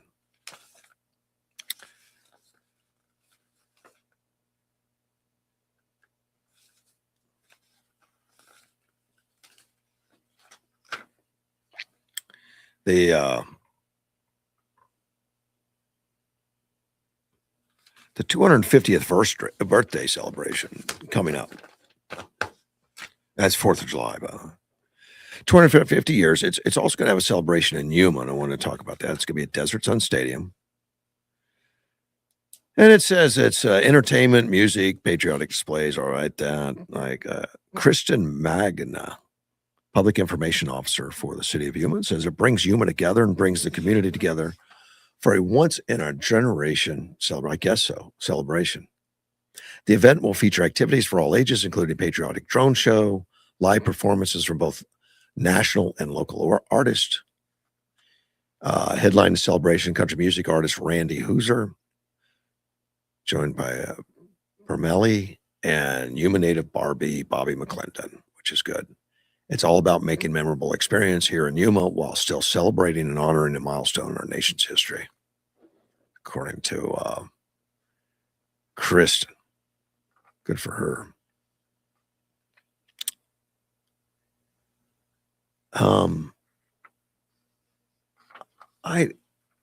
I know I have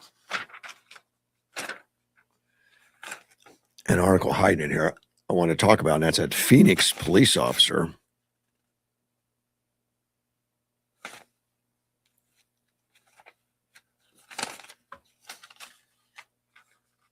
Phoenix police officer Dustin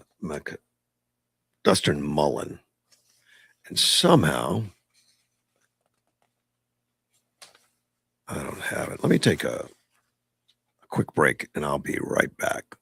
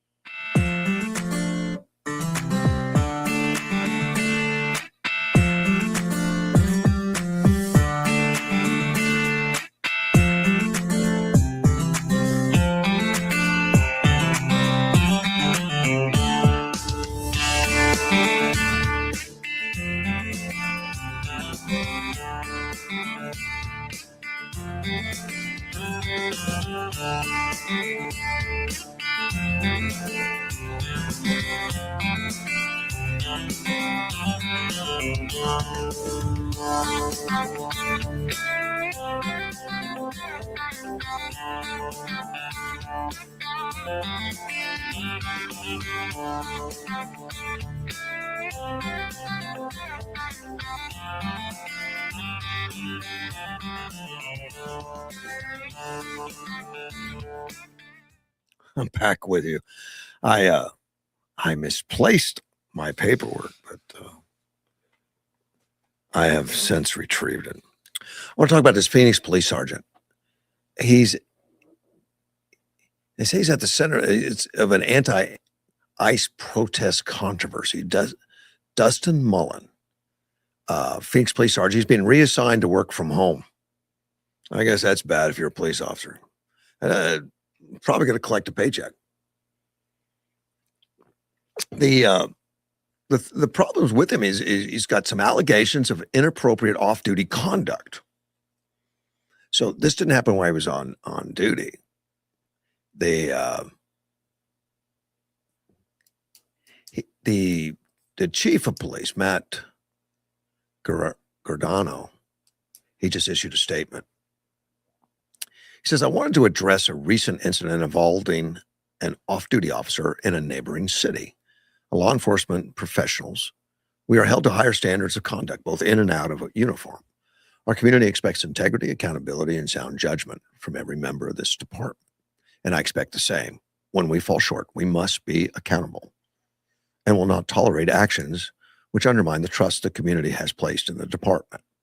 The incident is under investigation, and that process will soon conclude.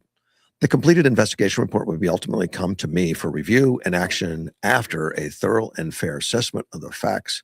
In the meantime, the employee has been placed on administrative leave.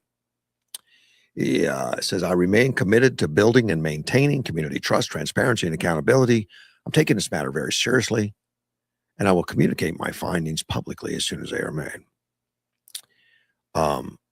What he did, I guess, on January 30th, a teenage girl was arrested outside Hamilton High School, and she was accused of throwing a water bottle at somebody that supported ICE. Not an ICE agent, somebody supported ICE. Well, Chandler police officer assigned to the protest went over to the student to arrest her. She was arrested. And she pointed out a man that she threw the water bottle at. I mean, I guess she wasn't hiding the fact. And the man had a full face mask.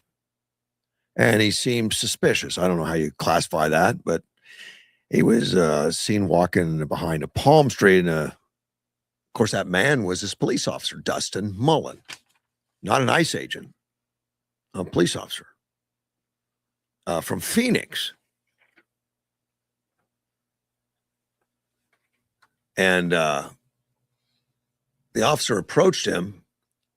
When he did, Mullen was arguing with students at the time. He says, grow up and act like adults to these protesters. He told the officer he wasn't happy about the kids flying flags that hit his car. But he did say the flag, he says that he never saw any flags touch the car, the officer. And that the students then became agitated, chanting and following Mullen, who they believed was an ICE agent, which the officer advised him to take his protest elsewhere to the volatile situation. Now, while Mullen was doing this, he was armed with an exposed handgun, which is illegal. You're allowed to do that. He's a police officer anyway. I mean, he's allowed to take a handgun probably most places you can. It was in a holster, 2 extra magazines. I don't think that's outrageous. I think that's normal. The police department from Chandler reported documents telling the police his plan. He says, my plan is legitimately to just let them all assault me, and then you guys arrest them. And I'll keep it on film. I also have other people filming from a distance. So this police officer, Mullen, did this to set to expose the kids. I don't want to say set them up, just expose them that they were going to take some violence against ICE officers. And he went in not as he wasn't dressed as an ICE officer, but he went in as a supporter of the ICE officer, a protester that supports ICE officers. Mullen also said there's more protesters in support of him, that they were on their way, some armed with rifles. They're going, and his goal was to get all these kids in jail if they want to break the law. And so the attorney for Mullen was asked, he's got an attorney again, Steve Serbolic was asked, does that not look like a threat to bring back up to a high school walkout? Lawyer said, so I can't talk about that specific quote or that specific issue because that is a direct element of the Phoenix Police Department Professional Standards Bureau inquiry. I'll just refer you back to what happened in the Chandler Police report, which is saying that that's not an illegal act at the point in time. It's not, I guess. It's not an illegal act for him to go to a protest. Not an illegal act for him to take a gun, obviously, and all that stuff. The girl who threw the water bottle at Mullen found out that the incident involved a cup of water, not a bottle. Not the right thing to do. I thought it was a bottle of water too, and a bottle of water. A lot of times these guys are throwing bottles of water that are frozen. It's ice. It's heavy. It's hard. It can hurt you seriously. And Mullen didn't identify himself until he wished to press charges against a student allegedly involved.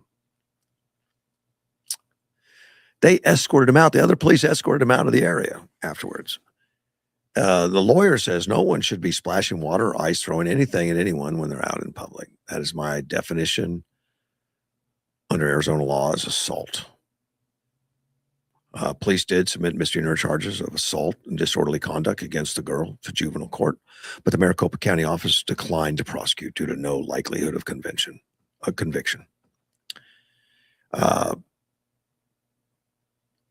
They spoke to the lawyer, and Serbolic said that Mullen was reassigned to work from home and will work without his badge or service weapon.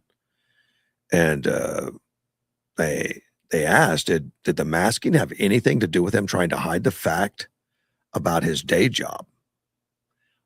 The lawyer said, I can't speak to what the masking does for protesters.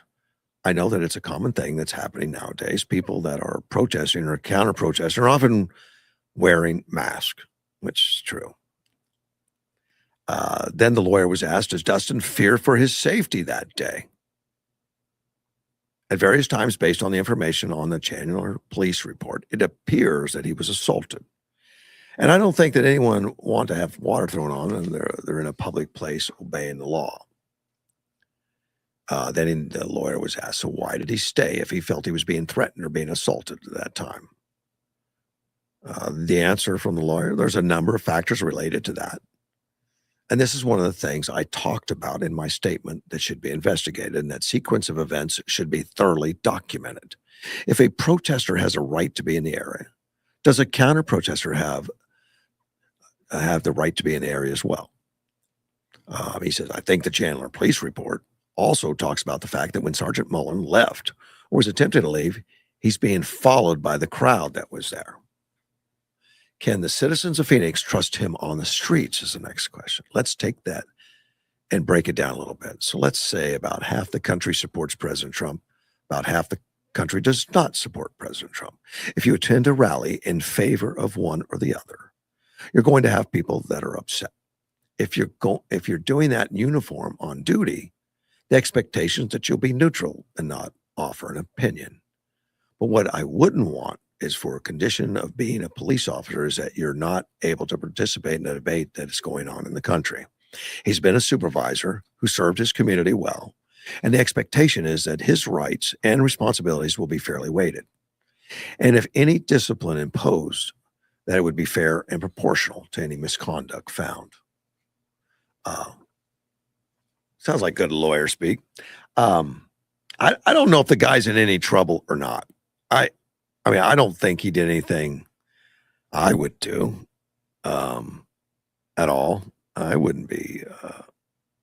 I don't think I'd be doing that kind of thing. I don't think it's illegal. Question is it because of his job, and he's a police officer 24/7? Uh, would that break some kind of policies or something? I mean, he's allowed to participate in political rallies, I would think, as long as he's not wearing uniform or representing the police department. So I'm sure they're going to be having that conversation. But he definitely stated, according to the Chandler police officer, that he was there to make sure that they got riled up and to make sure that they attacked him and not an ICE officer. It sounds like he wanted to engage. Uh, perhaps that's right. Perhaps it's not. I don't know. I'll be curious to see what happens after they investigate him. I I wouldn't be surprised if he's no longer a police officer in Phoenix, but I don't know that would bar him from coming somewhere else. I don't know. The the councilwoman in the city of Phoenix, District 7, Anna Hernandez, she says, "Why do we have this grown," and then they blanked it, "man inserting himself in a high school protest to cause fear?" Um, Now, no one knew he was a police officer, but anyway, the students were really justified, in my opinion, to fear for their safety. That is a violent person that is trying to attack us. I didn't hear anyone accuse him of any violence.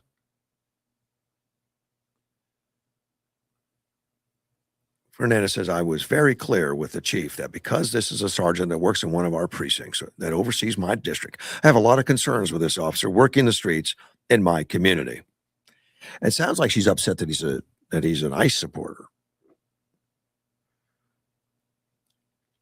The we take this seriously. This is unacceptable, and we cannot see this happen again. And when the investigation concludes, Councilwoman Hernandez says she and Mayor Kate Gallego will be briefed by the chief. That's, of course, the wife of Ruben Gallego. They taking it seriously. I wonder if they'd be saying the same thing if it was the other way around. They were there to support the anti-ICE movement. I think it's that political. Yes, I think it's that political. I don't know. You see, a check of the city's employee comp session records for 2025 show that Mullen ranked in the top 10 for the city government's highest earners, making $336,518.07. Seriously? Police officers don't make that. He's been employed by the Phoenix Police since at least 2011. He can't be making that much money as a police officer. That doesn't make sense. That's the article, though. That's the article. I've got to check that. Otherwise, I'll become a police officer. That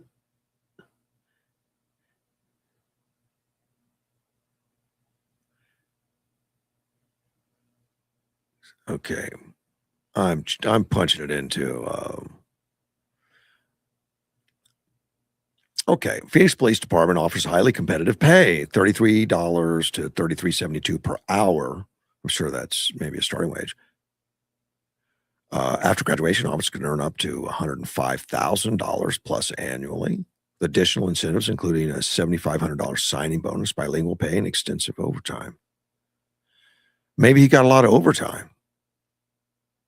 So $33 an hour is just recruitment pay. That's why you're a recruit, I guess, learning the skills at the academy while at the academy. So you're going to make about $70,000 a year while you're at the academy as a Phoenix police officer. And there's hiring bonuses of $7,500. Bilingual pay, $10 an hour extra for being bilingual, which it's necessary to be bilingual. I mean, to have bilingual officers. Wow. Well, let's put in the highest paid.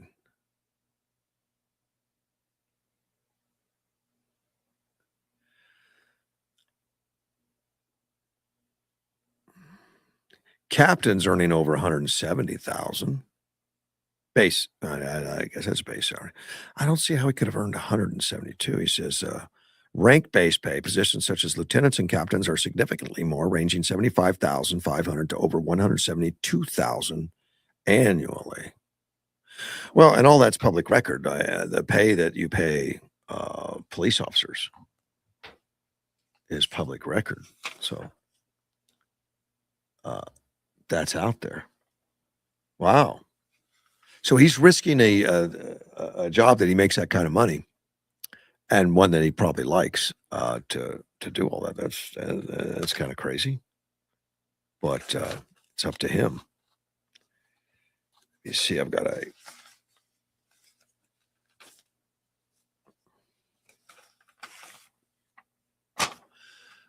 New York City, and I know I just read an article on Mandani where he's already had 100 days in office,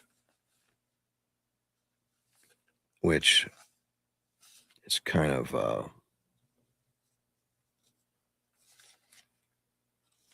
weird that he's already been up there 100 days. I keep looking at it that like he hasn't done that. Well, and I don't think it's in this article, but in some of my others, but on the 100 days, he comes out and talks about the safety records, or the lack of crime and stuff at Staten Island, which Staten Island is conservative, but he hasn't been able to make all of his pledges. He just hasn't, but he's out. He's already talking very positively. He's really a confident speaker. He's talking like he's on top of everything. But he's getting a backlash, partially because city buses aren't free. Now that was part of one of the big parts about his campaign was to make free buses. Buses, you shouldn't have to pay for it. A conservative media host wrote, Jason Rance, is his name. He says, it won't ever happen. It's a high profile promise that won't ever make when it was never meant to. But Mandani, when he went to the microphone, he was talking about socialism, how successful it is. And it's an example of success, meaning in New York, which he's doubling down. I guess it doesn't matter what you see. They're out of money. They're not doing it in the campaign. There's not going to be the stores. He had plans to open up four grocery stores that the city paid for, so they could do them for free or something. But it's not going to happen. He's not backing down. During his campaign, he says making buses fast and free, the fast thing we're already getting started on. And now that I've said this, by this time I'm finished being mayor, we're going to be free, which means what, in 4 years? Well, we have to deliver, however, this very year, required by law, but also required by being a good mayor, a balanced budget for the fiscal year and for next fiscal year, which I don't know how he's going to do that. But he's already been in it 100 days. And I don't think crime in the rest of the city, he only mentioned Staten Island. I don't think the rest of the city's done anything worthwhile.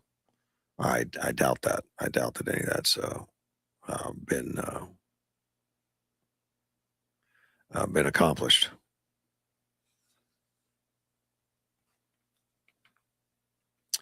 One of the contributors to the left, and I've heard a little bit. The contributor to the far left, Drop Site News, Baker Abed. He's described, self-described as an accidental war correspondent. and I guess he's been tight with a lot of people on the Democrat side of things. He's called for wiping out Israel, urged his followers to make Israel feel safe. Feel safe. He says wiping out Israel off the planet is not enough revenge. Israelis mustn't feel safe anymore. Haunt them and go after them where they go. These terrorist parasites must be removed from our planet. Huh. Well, Drop Site, I don't know anything about it. It's a far left publication. There's a founder named Ryan Grimm that says Abed's message does not represent the organization's editorial position, but stops short of condemning them. He says, we also never going to police the language of anyone who survived a genocide. Well, he's Palestinian. So I guess Ryan thinks that being a Palestinian, you've survived as a genocide. Drop Site itself is known for its anti-Israel coverage of the Gaza war. It says it's non-aligned. It's investigative news organization dedicated to exposing the crimes of the powerful, particularly the overt and secret conflicts where the U.S. government is playing a key role. He gets money from the George Soros-funded Open Society Foundation, which gave Drop Site $250,000 grant in 24 to establish a Middle East desk.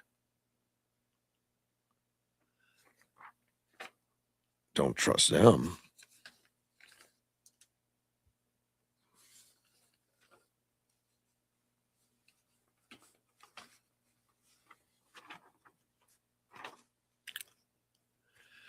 Let me see. A federal judge in Massachusetts dismisses another DOJ lawsuit. On Thursday, dismissed a lawsuit from the United States Department of Justice seeking Massachusetts state voter rolls, marking the latest setback in wide-range efforts by the Trump administration to collect detailed data on the nation's voters. And the federal government, has some guidelines on some of the voting that affect national elections, not state elections, but you would think they'd be able to get voter rolls.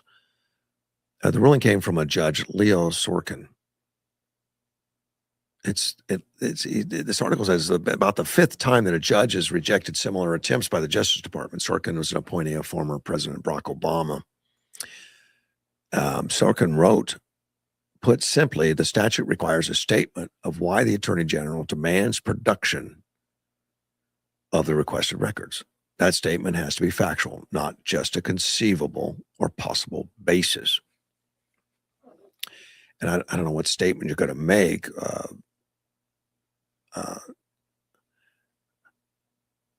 If they're expecting voter fraud and they show some signs of voter fraud, is that not enough? Maybe not. The Justice Department said it does not comment on ongoing investigation because they were asked about it. It said it's seeking the voter data as part of an effort to ensure election security. But Democratic and Republican officials in several states have refused, saying the demand violates state and federal privacy laws. Some have raised concerns that federal officials will use the sensitive data for other purposes, such as searching for potential non-citizens. Well, it doesn't matter. I mean, if they have to give it, you can't say, well, I don't want to give it to you, even though you're allowed to have it. But right now, Sorkin, the judge, says you're not allowed to have it. During the hearing, the DOJ attorney told a federal judge that the department was seeking unredacted voter roll information so it could be shared with the Department of Homeland Security to check citizenship status. But I would think that stuff's all available. The voter roll information's available. They give it. And I'm talking about the state of Arizona. The Republican Party can get the voter registration on a thumb drive. You just give it to them for the whole county. They give it to you. And then the Republican Party keeps it. And if somebody's running for office and wants to know registered voters, whatever, they can get that. So they can knock on doors, get signatures or whatever. And I've used those in the past before. makes it a lot easier to knock on doors. As if you're running as a Republican in the primary, you need Republican only. So you don't want to knock on 3 doors to get 1 Republican or 4 doors to get 1 Republican, whatever the case is. You want to go right to the Republicans, which I've done before. It was one time when I knocked on a door, or I think the guy was outside in the garage or something. I walked up and I called him by name because I had a list. I mean, I asked him if that was his name. Are you Jim Jones or whatever his name was at the time? And he looked shocked, like, who are you? Like, he looked defensive all of a sudden. Like, who are you? And he asked me that. And I explained to him what I'm doing, and I'm a candidate, and I'm collecting votes, and I have you on the list. He says, what list? And I told him voter registration laws. And then he relaxed, and he was fine. But apparently he was some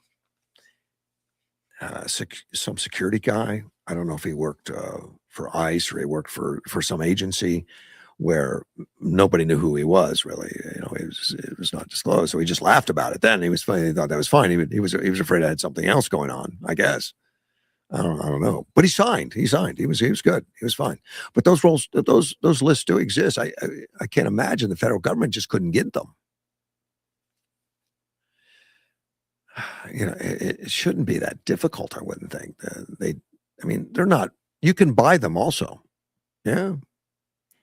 Yeah, you can actually purchase them like an individual, and you say, I want a listing of it. It's a Freedom of Information Act type stuff. But they're not giving them to them. Eric Neff, he told the U.S. District Judge Mary Ellen during a March 26 hearing, he says, our intentions is to run against the DHS SAVE database. Department of Homeland Security SAVE database. Wow. Well, maybe they will use it for that. And they're allowed to. Justice Department has sued at least 30 states and the District of Columbia seeking to release the data in which gives dates of birth, address, driver's license numbers, and partial Social Security numbers. 12 states have either provided or promised to provide their detailed voter registration to the department. That would be Alaska, Arkansas, Indiana, Louisiana, Mississippi, Nebraska, Ohio, Oklahoma, South Dakota, Tennessee, Texas, Wyoming. Massachusetts case judge found that the Justice Department failed to follow the requirements for demanding the voter rolls set by a 1960 civil rights law. It says state voter records must be made available for inspection by the U.S. Attorney General if the office includes a statement outlining why the information is being demanded and how it will be used. Sounds pretty simple. The department's letter demanding Massachusetts voter data made no reference to the Civil Rights Act and didn't cite any concerns about the way Massachusetts complied with federal voting laws. Most importantly, it didn't include any factual basis for the demand. Well, I think the judge has given an outline on what he would be looking for. I think they could go back and do that real quick. The Justice Department said they were demanding the data to check for Massachusetts' possible lack of compliance with federal voter registrations. It also said the Civil Rights Act was designed to be an investigatory tool to identify federal election law violations and argued this U.S. Attorney General can't be required to prove a violation before seeking evidence of one. Well, the judge said those arguments missed the point. The privacy of our voters is not up for negotiation, and I will continue to defend the integrity and security of our elections from the Trump administration cruel and harmful agenda. That was a statement from the Massachusetts Attorney General, Joy Campbell, obviously a Democrat. It shouldn't be partisan, though. It's unfortunate. I don't like that. She should recognize, especially if the Civil Rights Act allows it to happen, allows the investigation. The federal judge in other states have dismissed similar lawsuits. Federal judge in Michigan found the law cited by the Justice Department did not require the disclosure of the voter records sought by the federal government. A federal judge in California said the administration may not unilaterally usurp the authority over elections, which the Constitution gives the states and Congress. Well, federal judge in Oregon said the federal government was not entitled to unredacted voter registration list containing sensitive data. Well, the federal government has all the sensitive data, I would imagine, in other ways. They're just looking for the voter registration. In Georgia, they dismissed the lawsuit because they found it had been filed in the wrong city. The federal government then refiled the lawsuit in the city specified by the judge. The case is ongoing. It doesn't say anything about Arizona, but it didn't surprise me that we weren't one that voluntarily turned it over, since we've got Chris Mays and Hobbs as a governor, but Chris Mays is an attorney general. And it swings partisan, I guess.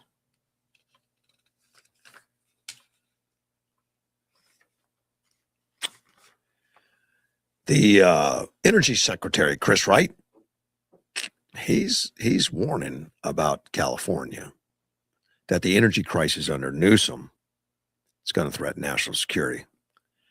California has the highest gas prices in the country at $5.93 a gallon. It's a political choice, according to Chris Wright. He warned that California's inefficient energy production could pose a national security risk as President Trump moves to reduce the state's dependence on foreign oil. As you know, Newsom, or the California government under Newsom, have made all these oil companies life hell financially too, and fining them and doing things constantly to let them know you're not welcome, with the intention of driving them out. And it's worked. A lot of these oil companies and refineries have been shut down, and because they can't make money in California. They're constantly harassed, and they've testified to that. Well, now Wright criticized California politicians for making California an energy-starved island because they're outsourcing oil and gas imports from places like Iraq and Brazil. Even though resources could be developed right there in their backyard. They could do it right there in the States. But, of course, according to leftist politics, you want to save the planet by not working with, carbon energy. Of course, they're buying it anyway. They're just spending a lot more energy to get it, because you got to take that boat and sail it from Iraq or Brazil all the way there, and it's got to be refined, because they're shutting down the refineries. But they're getting somebody else to do it. I don't think they're saving the planet doing that. President Trump is rightfully concerned about energy security for the military operations here in the state of California. Of course he is. A lot of those refineries have been supplying the military bases, the naval bases in San Diego, as well as the air bases and stuff. I mean, they've got a lot of military in California. This is a launch pad where we should be supplying our assets across the Pacific Ocean. But by strangling California, the Newsom is not only harming Californians, he's harming the United States national security. And he said that high energy prices in the Golden State are a political choice, and then accused, of course, the leadership of undermining was once an energy dominant state. When I started working in California in the oil and gas industry 30 years ago, California was one of the top producers in the United States. It's got a long history of as a major oil and gas products. It's just recent political decisions that have somehow decided to strangle this industry. California boasted it's got the highest price in the country, with 1 gallon sitting at at $6 as of Wednesday. And Wright said there's no reason for California surging energy prices and regulations given the state's vast natural resources. Of course, a lot of that has to do with the taxes on it too. Why should California citizens pay 50% higher gasoline prices? Why should they pay almost twice as high electricity prices? The Trump administration wants to work with Gavin Newsom or anyone else in California that recognizes these threats to national security, to the national economy, and most importantly, all to the lives of California citizens. Newsom's office, though, has already answered. He's saying in a statement, we wish America's taxpayer-funded fossil fuel lobbyist Chris Wright, which Chris Wright is the energy secretary. He said, well, in his quest to drag America back to the Stone Age. I don't think oil energy is a Stone Age, but anyway, we hope he doesn't suffer the same fate he's shilling for big oil is forcing on Americans. Asthma, toxic exposure, black lung, and other devastating costs. That was just to say part of it is just saying that's the Stone Age is what it is. Getting it back. Let me see. AOC is still asking for Trump's removal from office. I don't think that's going to go away. They're back in session today. The legislature should be back in session today, and I know that's one of the issues they have on the docket. Will be, for the Democrats, will be that they're not going to let that go. They're asking for the 25th Amendment, which of course would be the cabinet and the vice president and doing all that. Then it would, the 25th Amendment, just so you know, if he was incapable of working, if he couldn't do any work, he would have to go back to it would go to them. They need more than 50% to vote on it, and then it would go to the House, and you need 50%, and then it would go to the Senate. It would need 2/3 or something. Much like it's much tougher than an impeachment. But I think all this screaming and everything from all these people and all these Democrats it's just to make political points and put some political pressure out there. But AOC is doubling down on this call, even currently. She says there is a threat of genocide and merits removal from office, and that's Trump. And of course, that's because of his Iranian issues. The president's mental faculties are collapsing and cannot be trusted. To every individual in the president's chain of command, you have a duty to refuse illegal orders. That sounds like Mark Kelly, doesn't it? That includes carrying out his threat. I don't know. I don't know where this ends. It seems to be spooling up. It's not going down at all. Ocasio-Cortez says the president has threatened a genocide against the Iranian people, and it's continued to leverage that threat. He has launched a massive war of enormous risk and catastrophic consequences without reason, rationale, nor congressional authorization, which is a violation of the Constitution as any. It's not, actually, and it's been done many times when necessary to do these kind of actions, including by Obama, which I'm sure, wasn't of the same mindset at that point. And I don't think it's genocide. I think he's very specifically going after military and installations and now the threat of bridges, the threat of power and all that, which they need to shut down the war machine because Iran's threatened to rebuild it all. He said, each day this goes on, the risk and criminality of these actions escalate for our nation and the world. Moreover, this administration's self-enrichment, insider trading, pure corruption off this chaos, from cryptocurrency to predictive trading markets to bribe settlements. I don't have no idea what she's talking about with the insider trading, and that she talks to Nancy Pelosi or somebody. I don't think there's any stuff. Most of these guys he's got like on his cabinet and stuff, they took huge pay cuts to come work. for the country. Huge pay cuts. These guys are all successful. Many of them billionaires themselves. And talking about bribing markets and all that, I'd like to see some evidence of that. Has placed the Trump administration's pursuit of personal wealth squarely against the well-being of our nation and its people. All of these incidences and plenty more have clearly driven our country past the threshold for impeachment or invocation of the 25th Amendment. And yet Ocasio-Cortez has personally enriched herself from someone that was heavily in debt due to student loans and everything as a bartender. Now has $30 million in the bank on a salary of, what is it, like $180,000, $170,000 a year?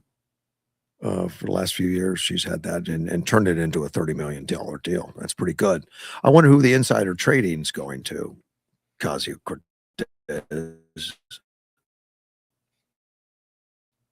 I think she's 130. Maybe I'm getting her mixed up with Salib or one of the others.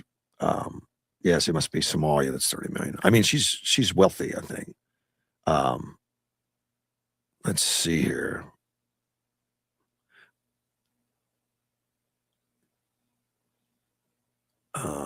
Net worth. I probably have that 30 million wrong. That's Ilhan Omar. No, she doesn't. They said her net worth at the end of 26 was $49,000. So my apologies to Ocasio-Cortez. And she does make $174,000 annually. Well, how's she wear those big expensive dresses and stuff? At least that's one report. But I see another report I'm reading. It says like $1 million or she had an estimated net worth of a negative $8,499 in 2018. That's a negative net worth. I mean, she has to disclose that stuff. So I knew she started off being in debt.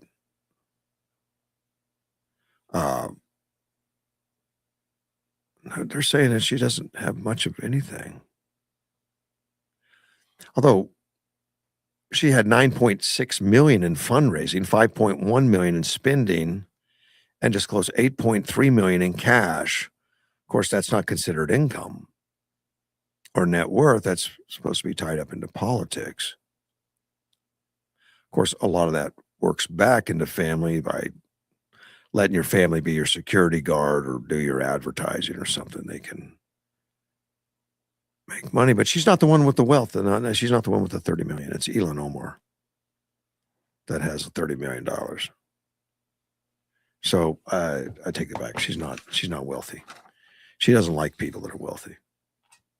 We cannot risk the world nor the well-being of our nation any longer. None of these considerations should be partisan, but shared in good faith by Americans of all backgrounds who care for the safety and stability of the United States.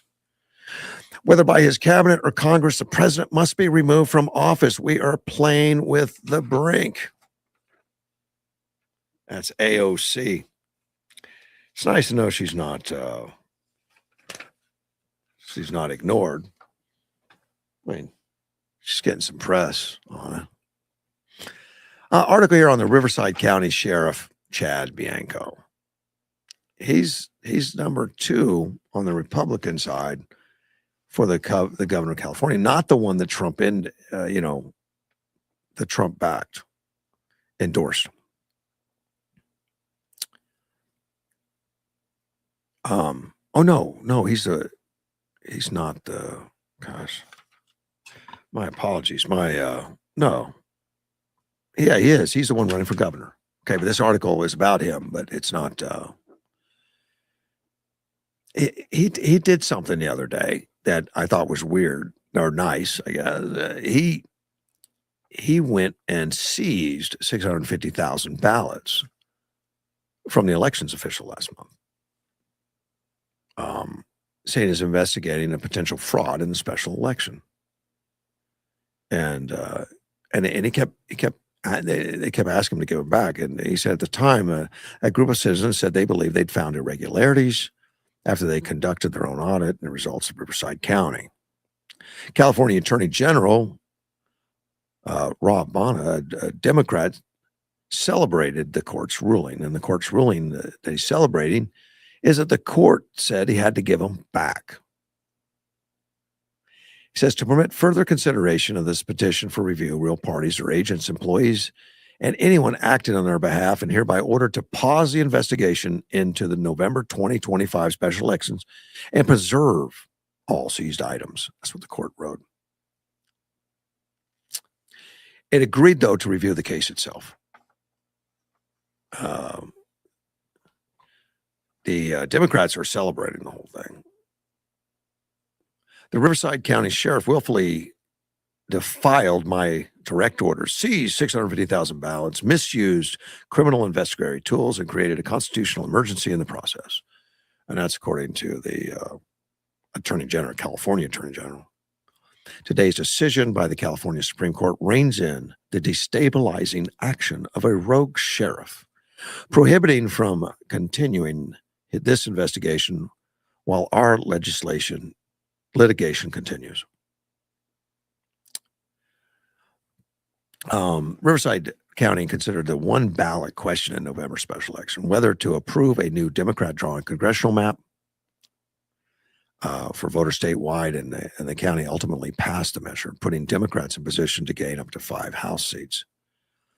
A coalition of the media outlets, including NBC Universal, filed in the court to unseal the warrant that led to the seizure of the ballots. Of course, the court asked the parties to offer any opposition to the motion this week. So they're not done with it. The investigation comes as President Donald Trump continues to make false claims. This according to I'm sure the Attorney General, that he won the 2020 election, and the federal prosecutors continue to investigate the alleged irregularities in that race. Earlier this year, the FBI seized hundreds of boxes of Fulton County, Georgia ballots from the 2020 election. That warrant was based on activist research, which experts say was broadly rooted in misunderstandings and inaccurate conclusions. Now, the gubernatorial race, it mentions here that Trump endorsed Steve Hilton and not Bianco, which still, I don't think it shifted the poll numbers all that much. I mean, they're both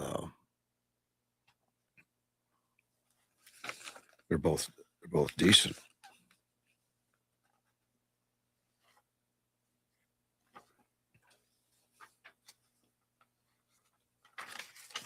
Okay. We'll be right back.